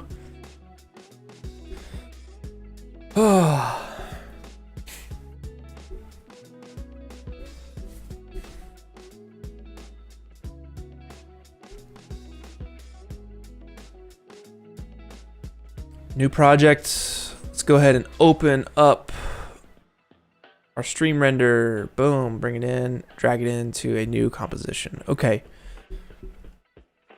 So, here's a little tip for you guys. Control K in After Effects will open up your composition settings. This is in terms of time. I don't want time. I want frames. If you control click the time code over here, you'll go to frame count, and then if you hit Control K again, bam, we'll get our frames. We want to ensure that this is coming in at 24 FPS. So if we right click, we go to Interpret Footage Main, 24 is the way. If it's coming in as something different, if you go to File, Project Setting, nope. If you go to Edit, Preferences, Import, you can change the default import frame rate, and I have it set to 24. It changes based on the project I'm working on, so I'll change that so I don't have to keep changing it, you know what I mean? Let's open this up. Now, if I right-click this and I reload the footage, it's going to update with me, but I'm going to have to drag it out like you saw me just drag it out, right? And Soto, actually, do you mind just dropping my head down below into the corner there? That'd be nice. Or even top, bottom right. No, bottom. What is the chat? No. We can just go, I don't know, somewhere other than there. I trust you. You know I'm going to be in the bottom left working anyway, so. Let's see. What I was going to say was instead of having to right click and reload and drag this out every time, I learned this one from Ren. If you right click, you go to time, enable time remapping, you drag this out once all the way to the end. You just drag it to the end, and then you turn it off. You uncheck that stopwatch. Every time I right click and reload, it'll auto update like that. I don't have to drag it out every time. Let us, I'm gonna just do this not the right way and desktop this. I am unforgivable. What am I even gonna call this? Stream, delete. I don't need this later. Okay, so color correction. First and foremost, Alt Control Shift Y. It's gonna make an adjustment layer, or you can go to Layer, New, Adjustment Layer, and this is just something that is invisible unless you put something on it. And I want to put a Lumetri color for color correction, and I am using VC Console, I think is the name of it, from Video Copilot. If you hit Control Spacebar, you can type whatever you want. It is a game changer. FX Console is what it's called, I think. Basic color correction. Let's we want deeper shadows. Oh, I made a null object. I'm telling you guys the wrong shortcut. Control Alt Y. That's what you want.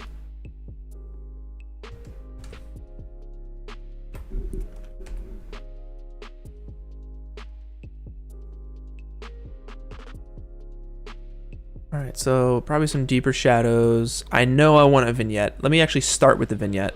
So Control Y for a solid. We're gonna choose nearly black. Dark gray is good. Make it comp size. Hit OK. Boom. If you hold this down, this little mask option, we can select the ellipse, and if you double click it, it'll just default. Get out. With the solid selected, if you double click this, it'll just default to the bounds of your composition. And we're gonna set that to subtract F for feather, and we're gonna feather it. Control Shift H will hide your different UI stuff, or you can just click this little button here, toggling the mask on and off. I like to set this vignette to overlay. It's more of a natural blending option. And I'm gonna adjust, let's do like 600 or something. Yeah, that's looking pretty good. could even do one more, or rather just bring this back. Come on now. And just give me a little bit there. Yeah, that looks nice. I'm happy with that. Now we can kind of adjust our color correction. So let's drop the shadows a little bit.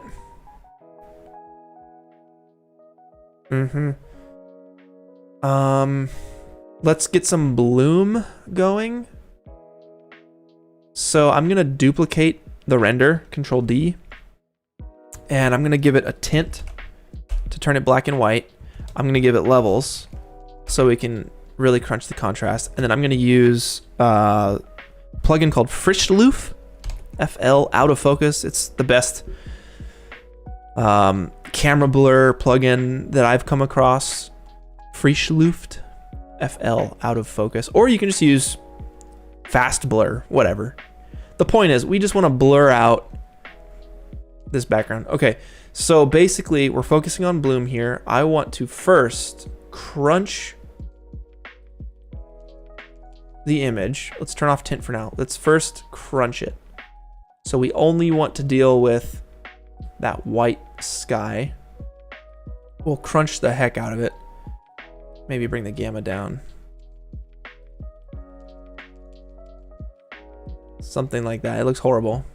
And then we're gonna hit tint, because we still want a little bit of the natural color to come through, but not too much. That's fine. And then we blur the heck out of it. So like, I don't know, what does 5 do? 20. 20 might be the move, and I might just kind of come back on that a little bit. Also, I think if we hold Alt, we can switch to a 16-bit project file. You hit that 8-bit, and you'll notice the difference. We have this banding. If you hold Alt and you change to a 16-bit project file, that banding really cleans up. But you guys probably won't see that on the stream. Now, if we set this to screen, we got some bloom, but that's obviously too much. So I'm gonna hit T and just turn it off completely. Let's hit 0. And then let's kind of walk it back in. Is 20% enough? Is 50% probably a little much?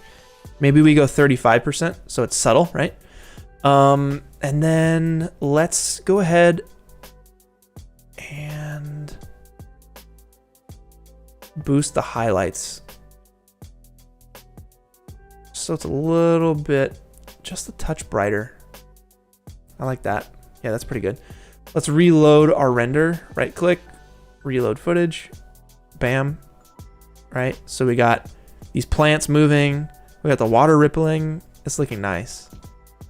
It's too crisp. It's too crisp, okay? So I want to just soften it a touch. This is a 4K monitor, so at 200%, it is a little low res, right? Because we're going beyond what we rendered, but if it was a 4K render, I just want to throw a quick fast blur on it. So I'm gonna throw a fast blur of 1 on the render, which is too much. 0.5 is too much. 0.1 is probably all we need. It takes it from crisp render to filmed with a camera. So a little bit of blur goes a long way. I'll probably just do 0.15 on that or something. Cool. We have our bloom, which is helping. We have our color correction, which is just touching up those shadows a little bit. And we have our vignette, which is doing most of the work for us. Now we have grain to talk about as well. So you can bake in your grain from Unreal if you all want. That's totally fine. What I do though, I use a thing called, we got overlays. No. Where is it? Gorilla Grain is what it's called.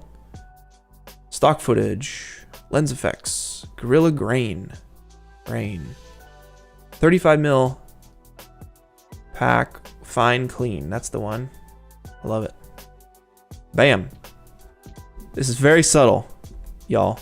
You probably won't be able to see this too much on YouTube, but you'll probably seeing more than I assume you're seeing. I set that to overlay. And by default, I think it brightens our image. So I like to throw a little bit of levels on it just to get that gamma right in the middle there. And that will maintain our brightness level. But that goes a long way. It's very subtle, but it goes a long way. Takes it away from a render and more towards like it was shot with a camera. Boom. That's pretty much it, guys. That is pretty much it. Another thing I did was add a little bit of camera shake to the final. So there's definitely different ways to do this. Both of them require you to select everything, hit Control-Shift-C, and pre-compose your image. I think you can also right-click and find pre-compose, bam, right here. You want to pre-compose all these different layers into its own folder. We're going to move all these attributes into the new composition. So now we just have all of our stuff in one place. You can do a quick expression. So on the position, right, you can alt-click the position and we can hit wiggle, right? That's going to allow us to wiggle the camera. I think the first number is the frequency, the second number is the amount. Let's find out. So if we have a frequency of 100, like I said, I always like to go overboard to see what's going on. And we want to move it in X or Y direction by 5 pixels. We should get some really intense micro shake. Yep, so I was right. First number is frequency. Second number is like the amount, like the distance, how far it's shaking. So we probably don't need anything more than like 5. Let's see what that looks like. That's too much. That's definitely too much. I think it's frequency needs to be like 2 and the distance needs to be like 3. Super subtle. Even that I feel like is not quite right. I think maybe a distance of 3 and maybe a frequency of 6. Getting closer, we can do 5 and 2.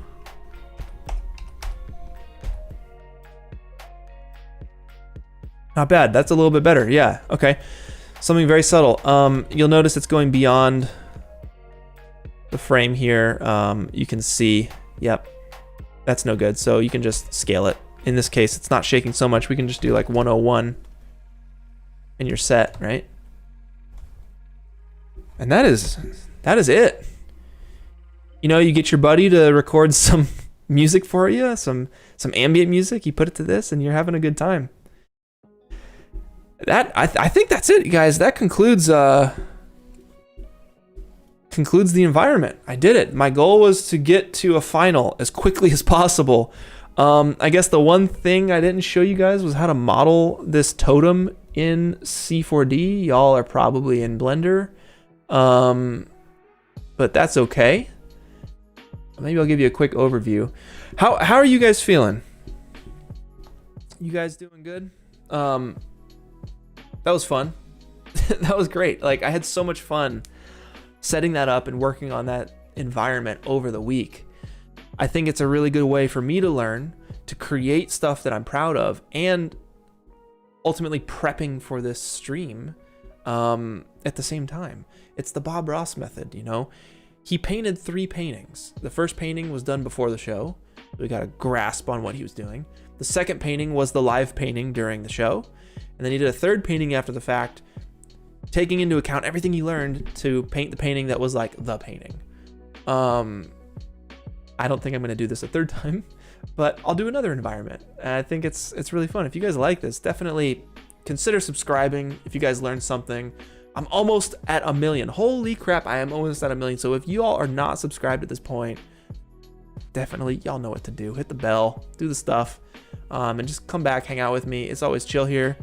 We're always learning something new, trying to create cool stuff together. So good vibes only. Good vibes only.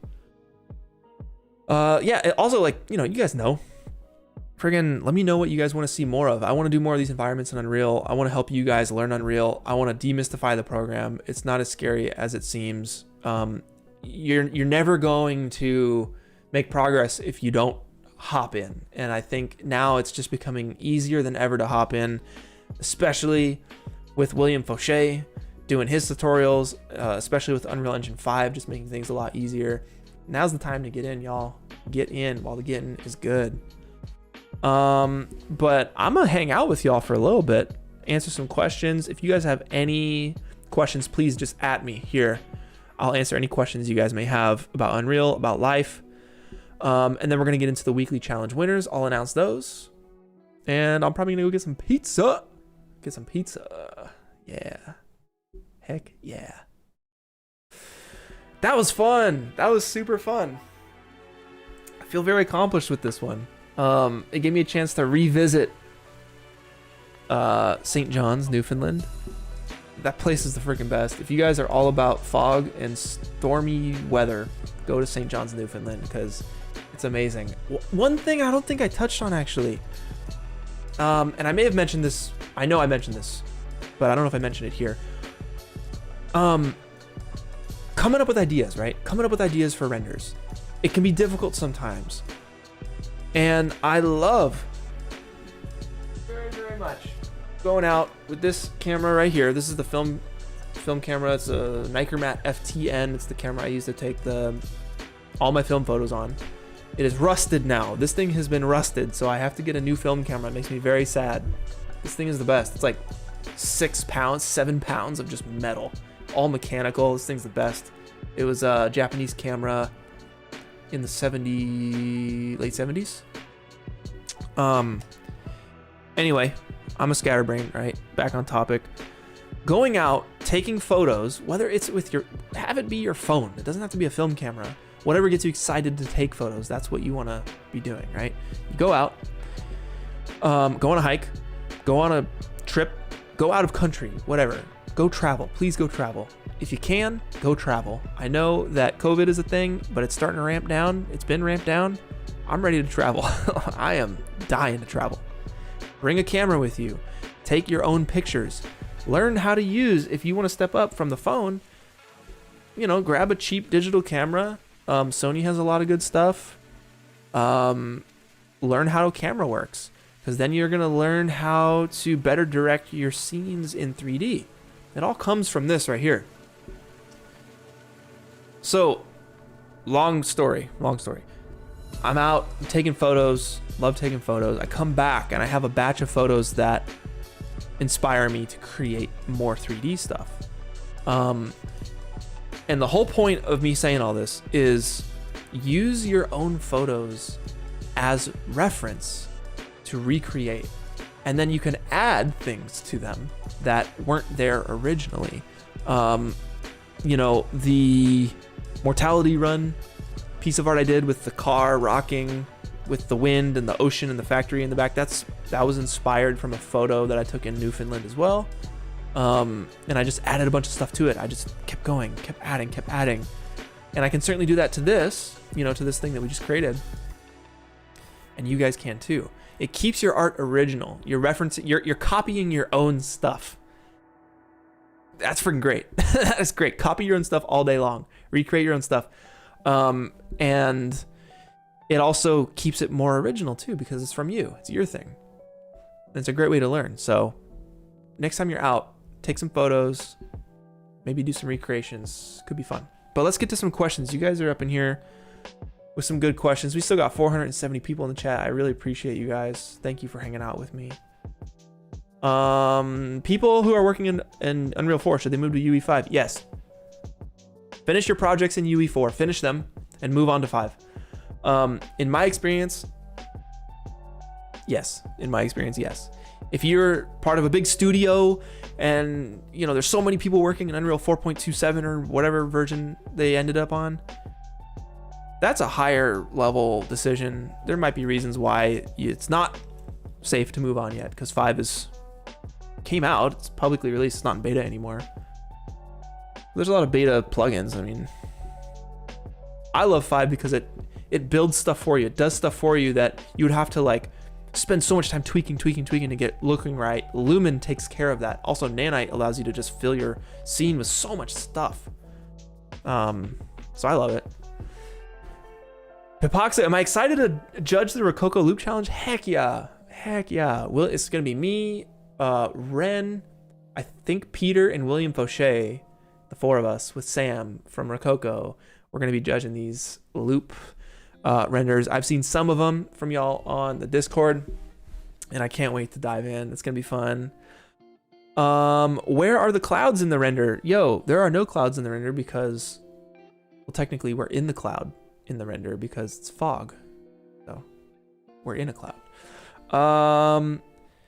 Snowflake Films, my textures and meshes look blurry when I import them from Quixel into UE5. Is there a way to fix it? I use Nanite quality setting in Quixel.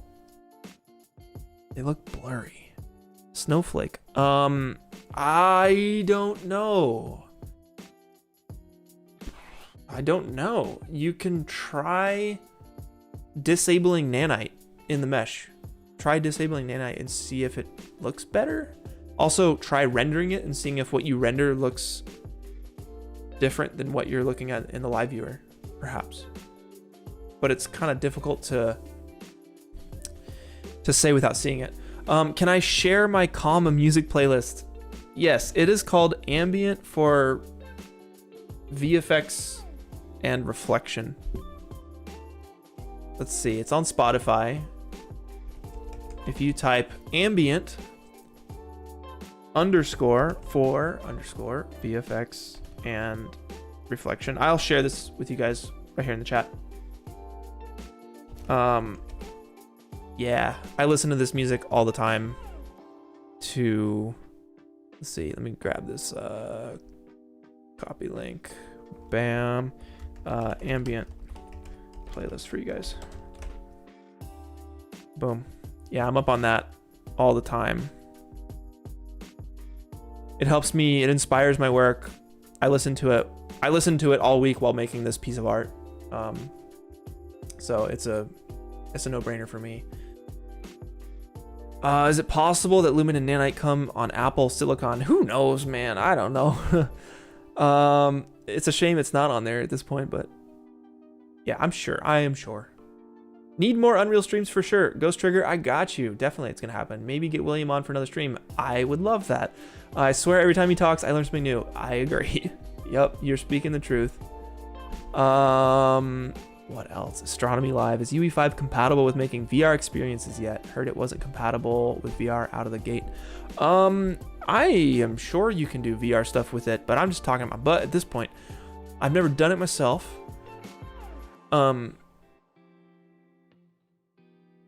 Yeah, I know that like VR is literally the most taxing on Unreal. And I don't know, Soto is telling me here in my ear, he doesn't think Lumen and Nanite work with VR because it's like it only works with one camera as opposed to two cameras at the same time. So I don't know if it works for VR yet. I do not know. Will my wife make a stream appearance? Probably not. Probably not. Maybe her arm will pop in at some time and like give me a cookie or something. She does it sometimes. She'll like bring me a kombucha or a cookie.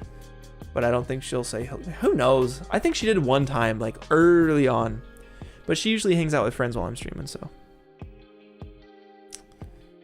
Digital Boost.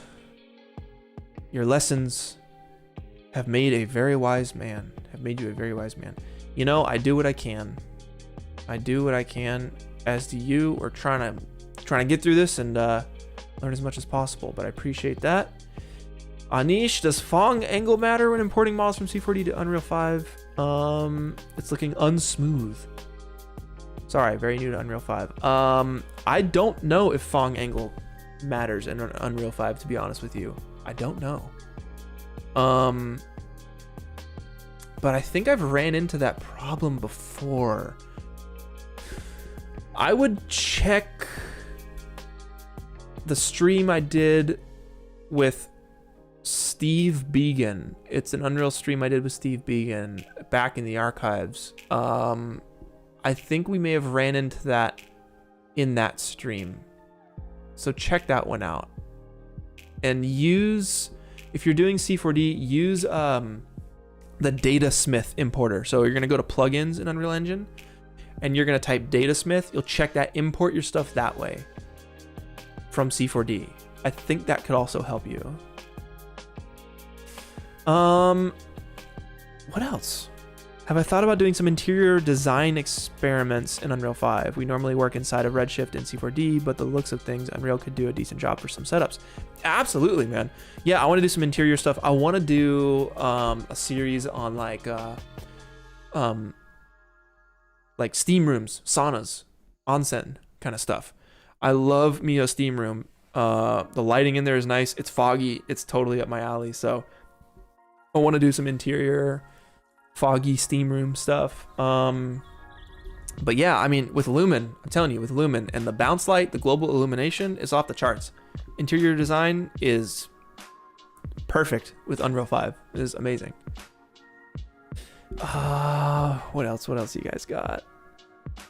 Couple more questions and then I'm gonna do this weekly challenge. Let's see. Thanks, Digital Boost. Have I seen the new season of Love, Death, and Robots? I have actually. I've seen half of it. I thought it was pretty cool. Yeah, I thought it was pretty sweet. Definitely the last episode was my favorite in terms of the look. I watched episode 3, the one that y'all said was like my render challenge. There's no way that it's the same thing. Like a dude is dragging, she's dragging her dead friend across the wasteland. If I were to drag anyone across the wastes and you're tethered together, right, as part of the story, I'm gonna do it that way. Also, there's only so many ways you can capture that action going through an environment. So it was just, it just happened to work for their story. I don't think it was a thing, but it looked like it, didn't it? It was funny. What else? Is Unreal 5 worth learning if you're into making movies? I started learning Blender for VFX. Yeah, it's worth, absolutely. I will say that, like, you know when you buy 2 video games and then you don't finish both of them? Or either of them, right? Like, you kind of want to finish one game and then go to another. I wouldn't say it's, like, exactly like that, but it might be like that, especially at first. Because if Blender is completely new to you, and you start learning, it's like learning the piano and then you learn the trumpet. As long as you keep learning them, like, just don't, whatever you got to do for you to keep that fire going, do it. Unreal is deep. Unreal can be very intimidating. So honestly, like, keep watching these streams. Check out William Fauché. He'll guide you in the right spot. He'll make it seem easy for you. So check him out. Just watch his tutorials. See what's good. Winbush is another good one too. The one thing you never really find online is Niagara VFX, dealing with getting the ability for FX for players to follow terrain slope to love an in-depth tutorial. I don't know much about that, I'm gonna be honest with you. Yeah, I'm not really about making games in Unreal, or rather, that could be mistaken. It's not what I'm trying to use Unreal for. I'm trying to use Unreal for cinematic storytelling. So I don't know. I wish I could offer more on that. Spidey Gaming, thoughts on ZBrush? Yeah. Had difficulty with it using it this year for uni. Used Blender variant for final project. Instantly felt more comfortable. Look, I would say whatever program or software gets you excited to create, that's the program you should be using. So at a certain point, maybe ZBrush will be your answer, because you might find there's limitations with whatever you're using now, and then it's like, I gotta figure out something next. And ZBrush is, ZBrush is there. It's not going away. I have not used ZBrush. Like, I used it once, maybe 10 years ago. But creating characters is on my list. It's probably next. It's such a weak point for me. I need to get better at it. Will I add Houdini to my workflow? Probably not. I'm gonna keep going with Unreal for now. And then it all comes down to the art I want to make, right? And for me, that's environments, atmospheric environments. I love it. It's the best. And Unreal makes it so darn easy. So yeah. But I'll learn as I need to, you know? I'm not saying no to anything. It's just a matter of what I'm trying to do is all. Couple more. Do you recommend any art books? I remember you recommending some before, like Construction Zone. Dude, yeah, absolutely. Oh, what? Steve Began, I was just talking about you. We had a question from someone saying when they bring stuff from C4D into Unreal, everything looks jagged, like the Phong angle it doesn't look smooth. And I remember us running into that problem. I don't remember if it was like on the stream, but do you know how that works? Is there a way to import something and like have like a ball, you know, your sphere imported from C4D looks smooth as opposed to like a freaking geodisc? That's great. That's freaking great. Steve Began popping in like right as we were talking about you. I don't know if you were here when I brought you up first, but that's pretty great. Can you link can you link Will Fauche's tutorials? Just Google how to make Unreal Cinematic. And he's the man. Guy with the beard. Filmed from like up here. This angle with a nice softbox. That's your boy.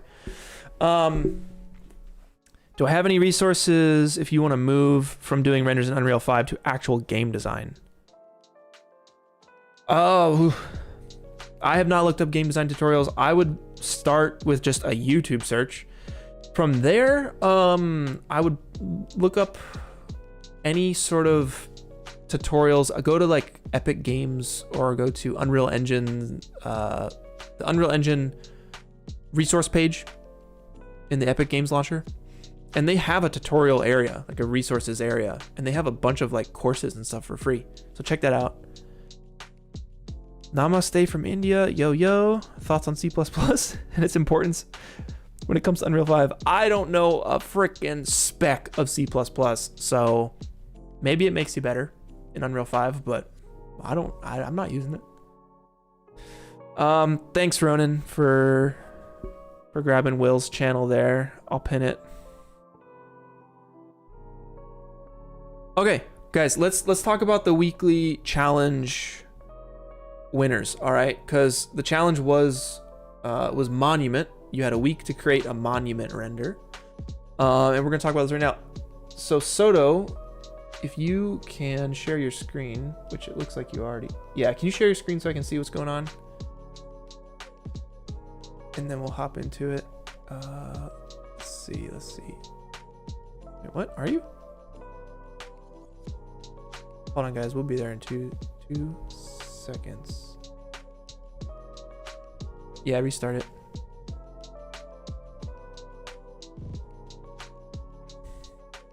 Weird. It's just. Oh wait, no. There it is. All right. Sorry, guys. All right.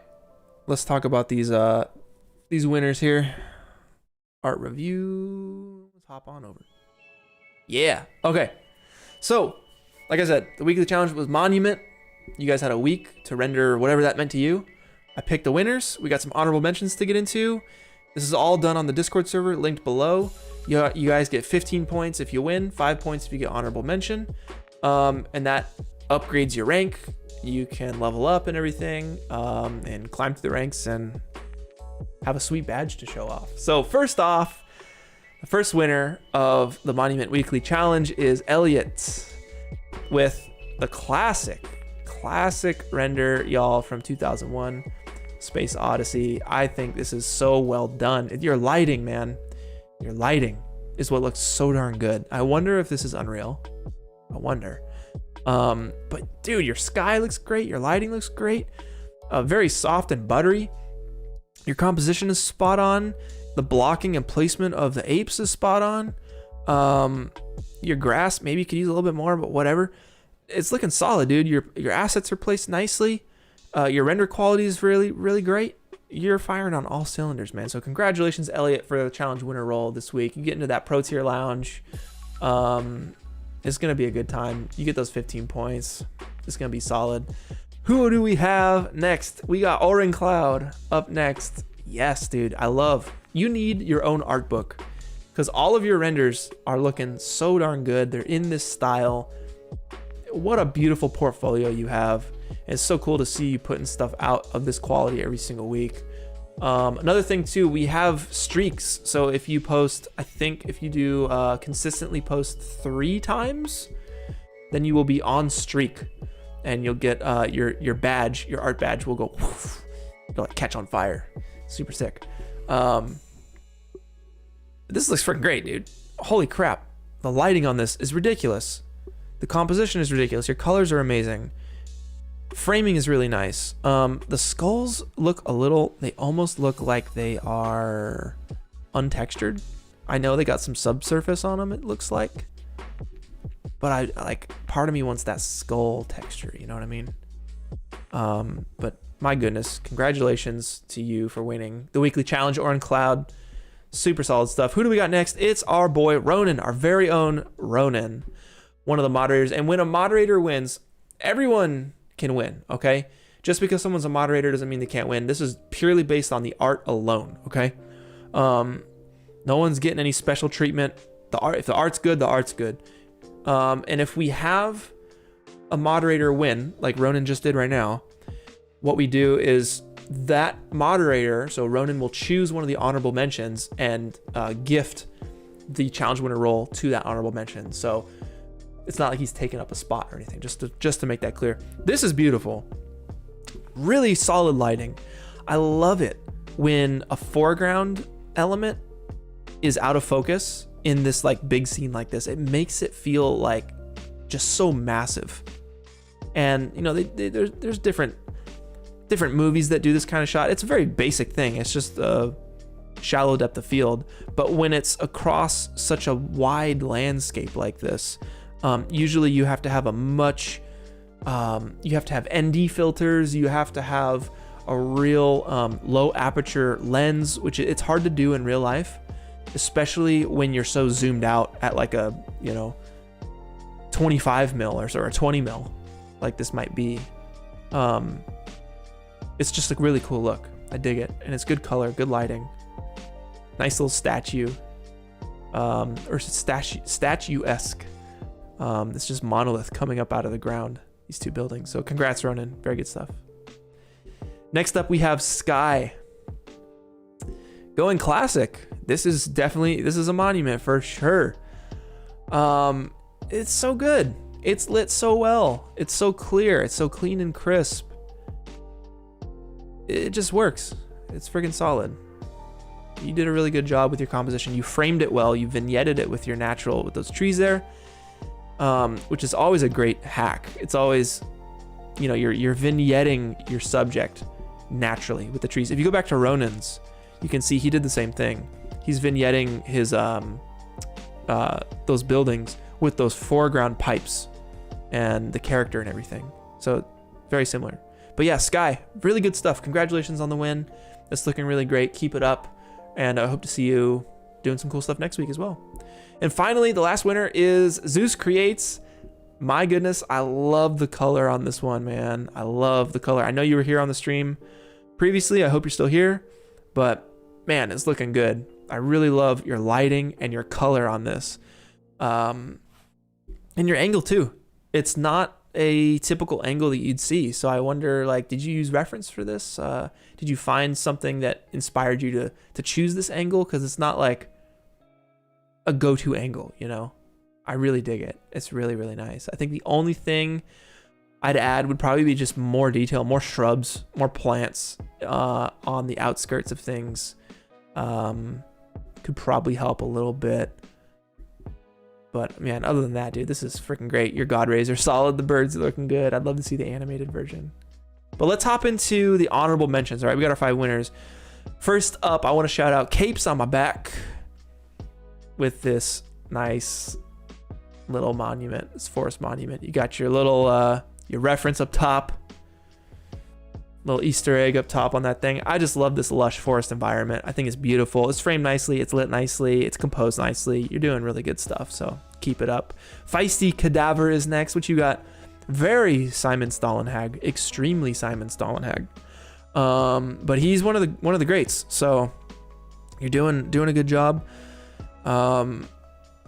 Being inspired by some of the best, you know. You're doing a solid job with the atmosphere behind that monolith to silhouette it, right? You kind of lose it if you just had the trees, but you put that cloud layer back there and it really does a good job of making that pop. Good lighting too. Jimmy Dubs is next. Freaking great. I love the red green.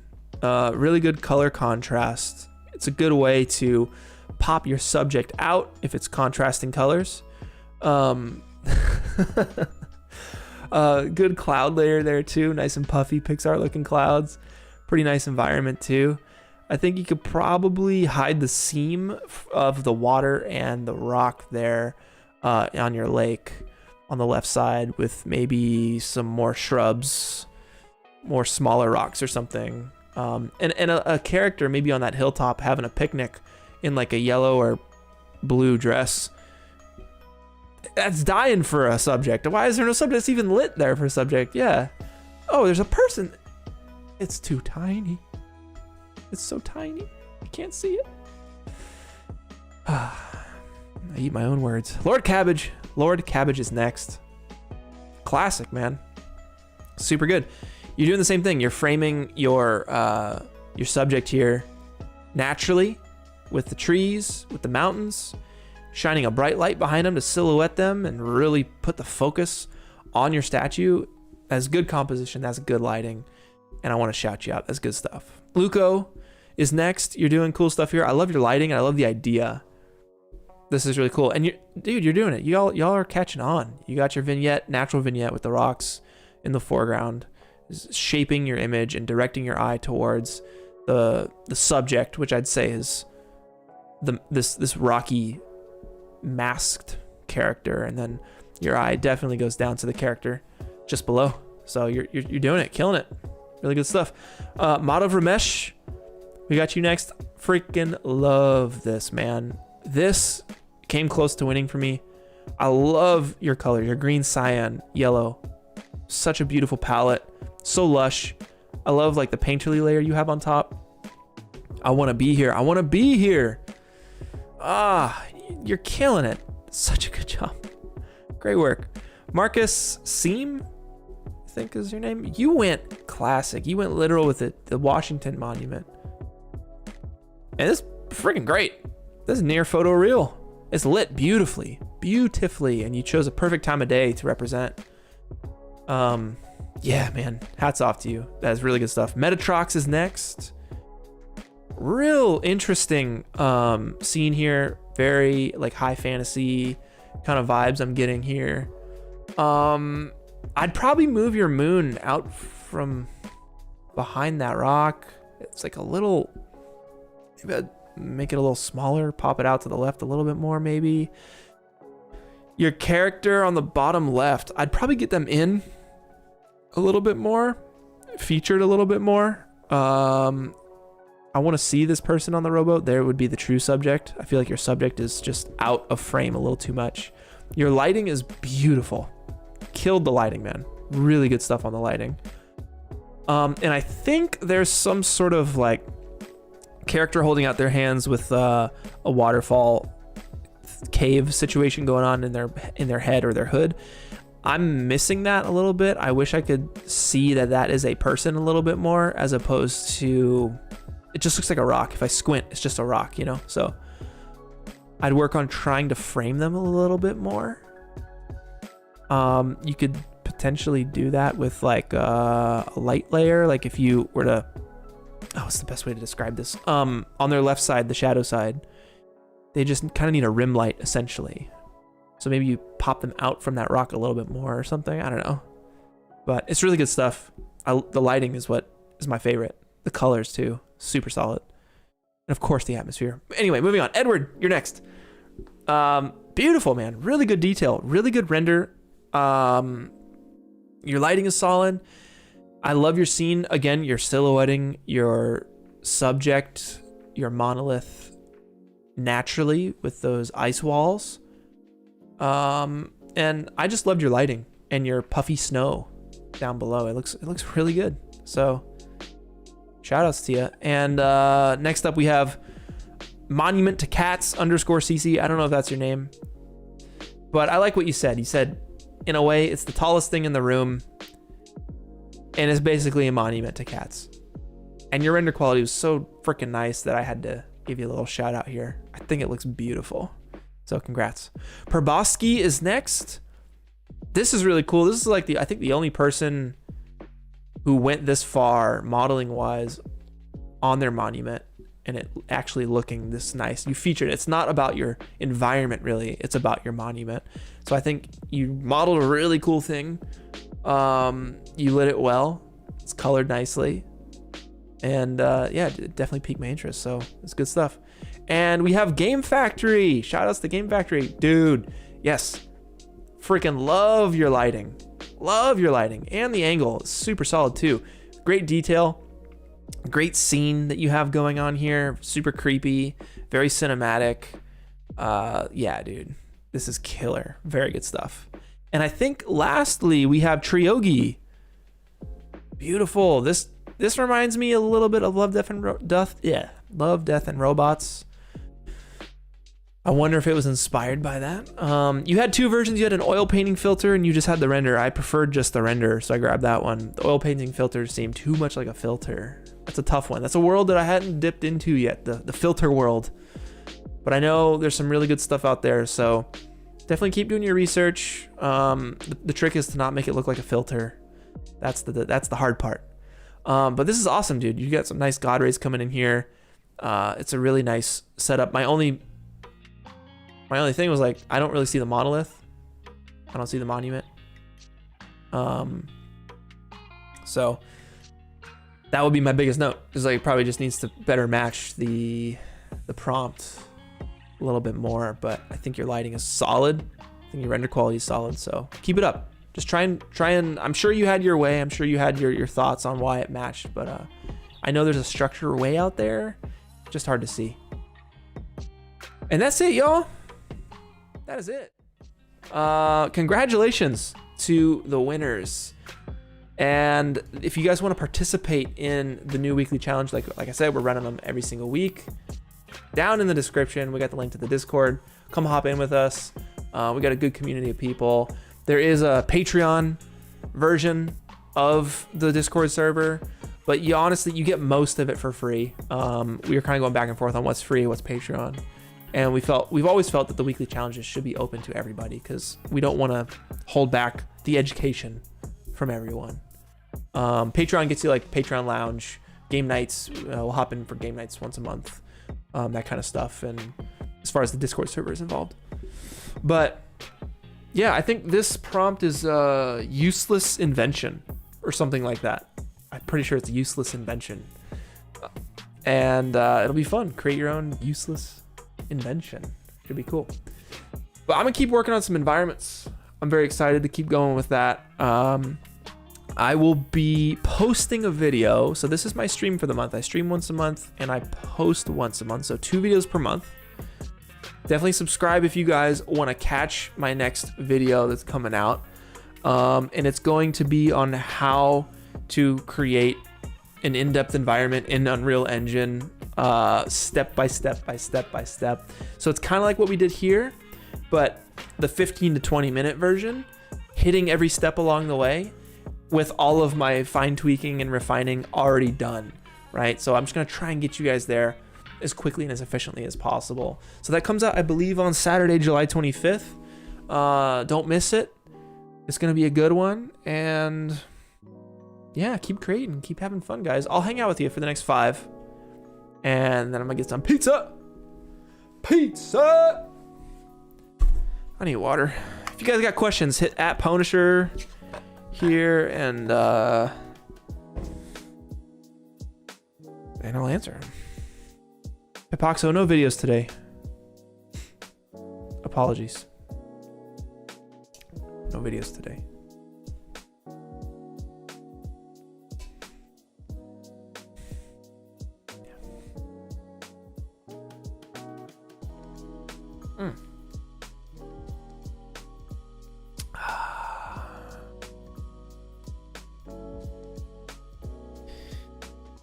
Oh, it feels good. Like I was saying, guys, it feels good to work on an environment throughout the week, to get it done, to get it looking nice, and to also prep for the stream at the same time. So I feel like I know what I'm doing. The stream just goes a lot smoother when I do that. I'm just happier with the art. But yeah, let's try and get Will Fauché on here. Let's try and do an environment with Will Fauché together. I think it'd be sweet. And we can all do environments together. Almost 1 million subscribers. I know. We're so close. I think by the time we do the next community challenge, which is coming up pretty soon-ish here. Next community challenge.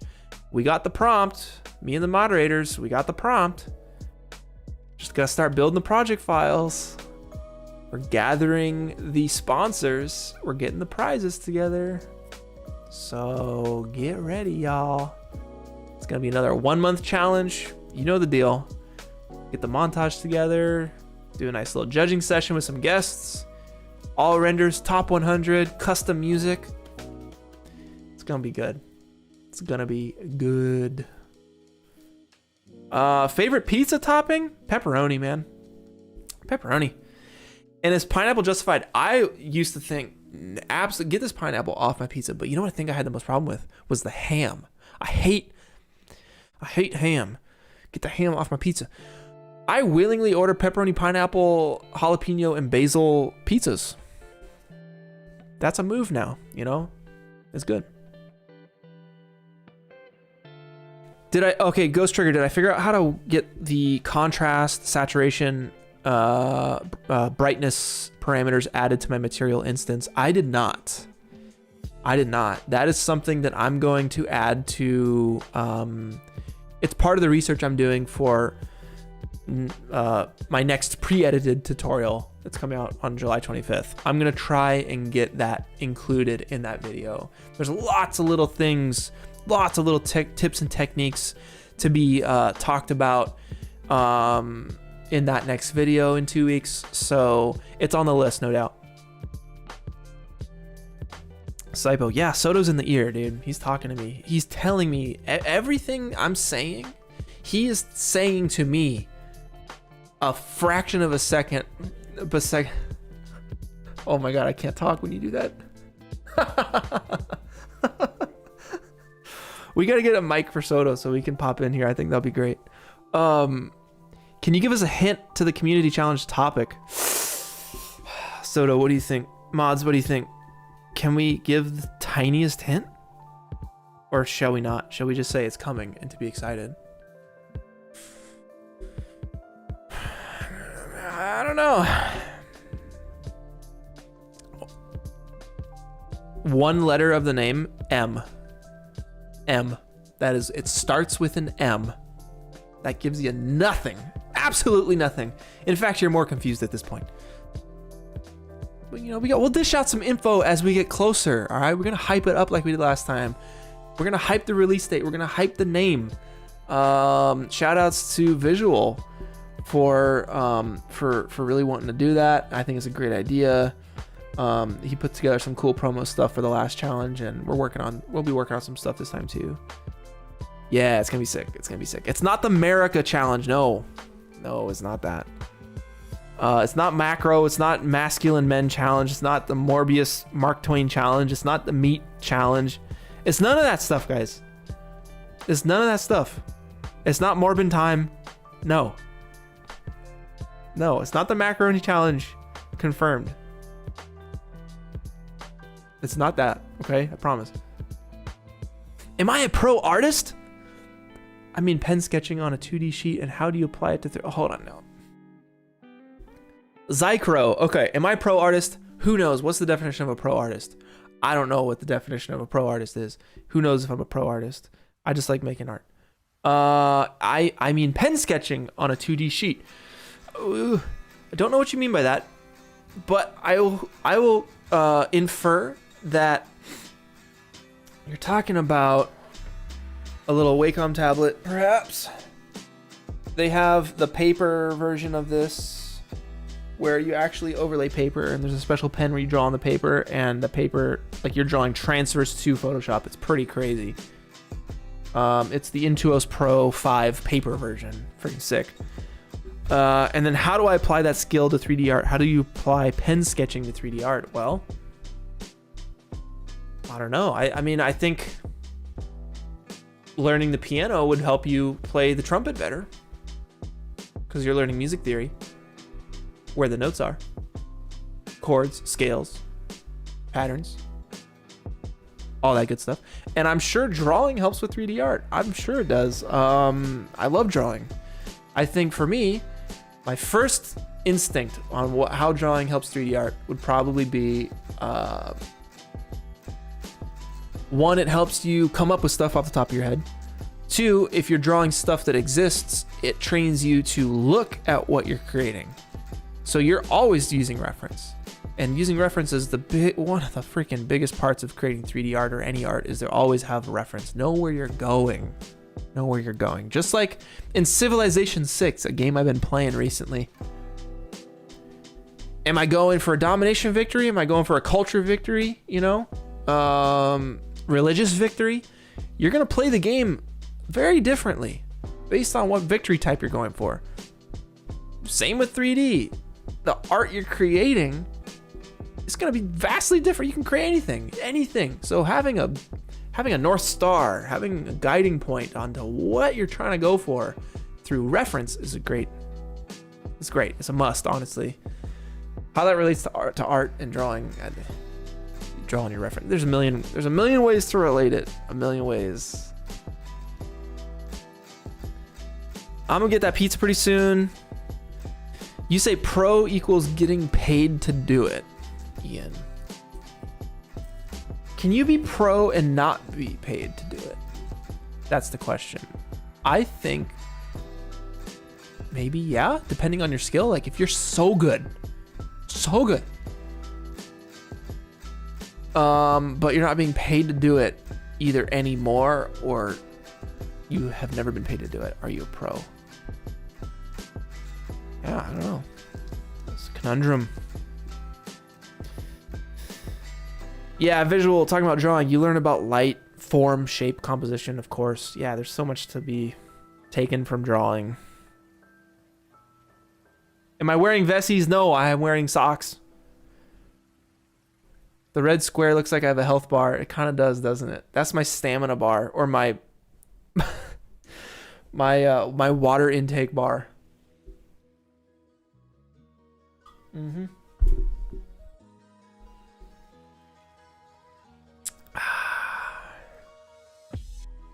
I mean, I don't know what else to do at this point, guys. Like, we did it all. We're just making the video longer for people who want to learn how to make 3D art, and they're going to be like, 4 hours? I'm not going to watch a 4-hour video. Look at this. Look at this.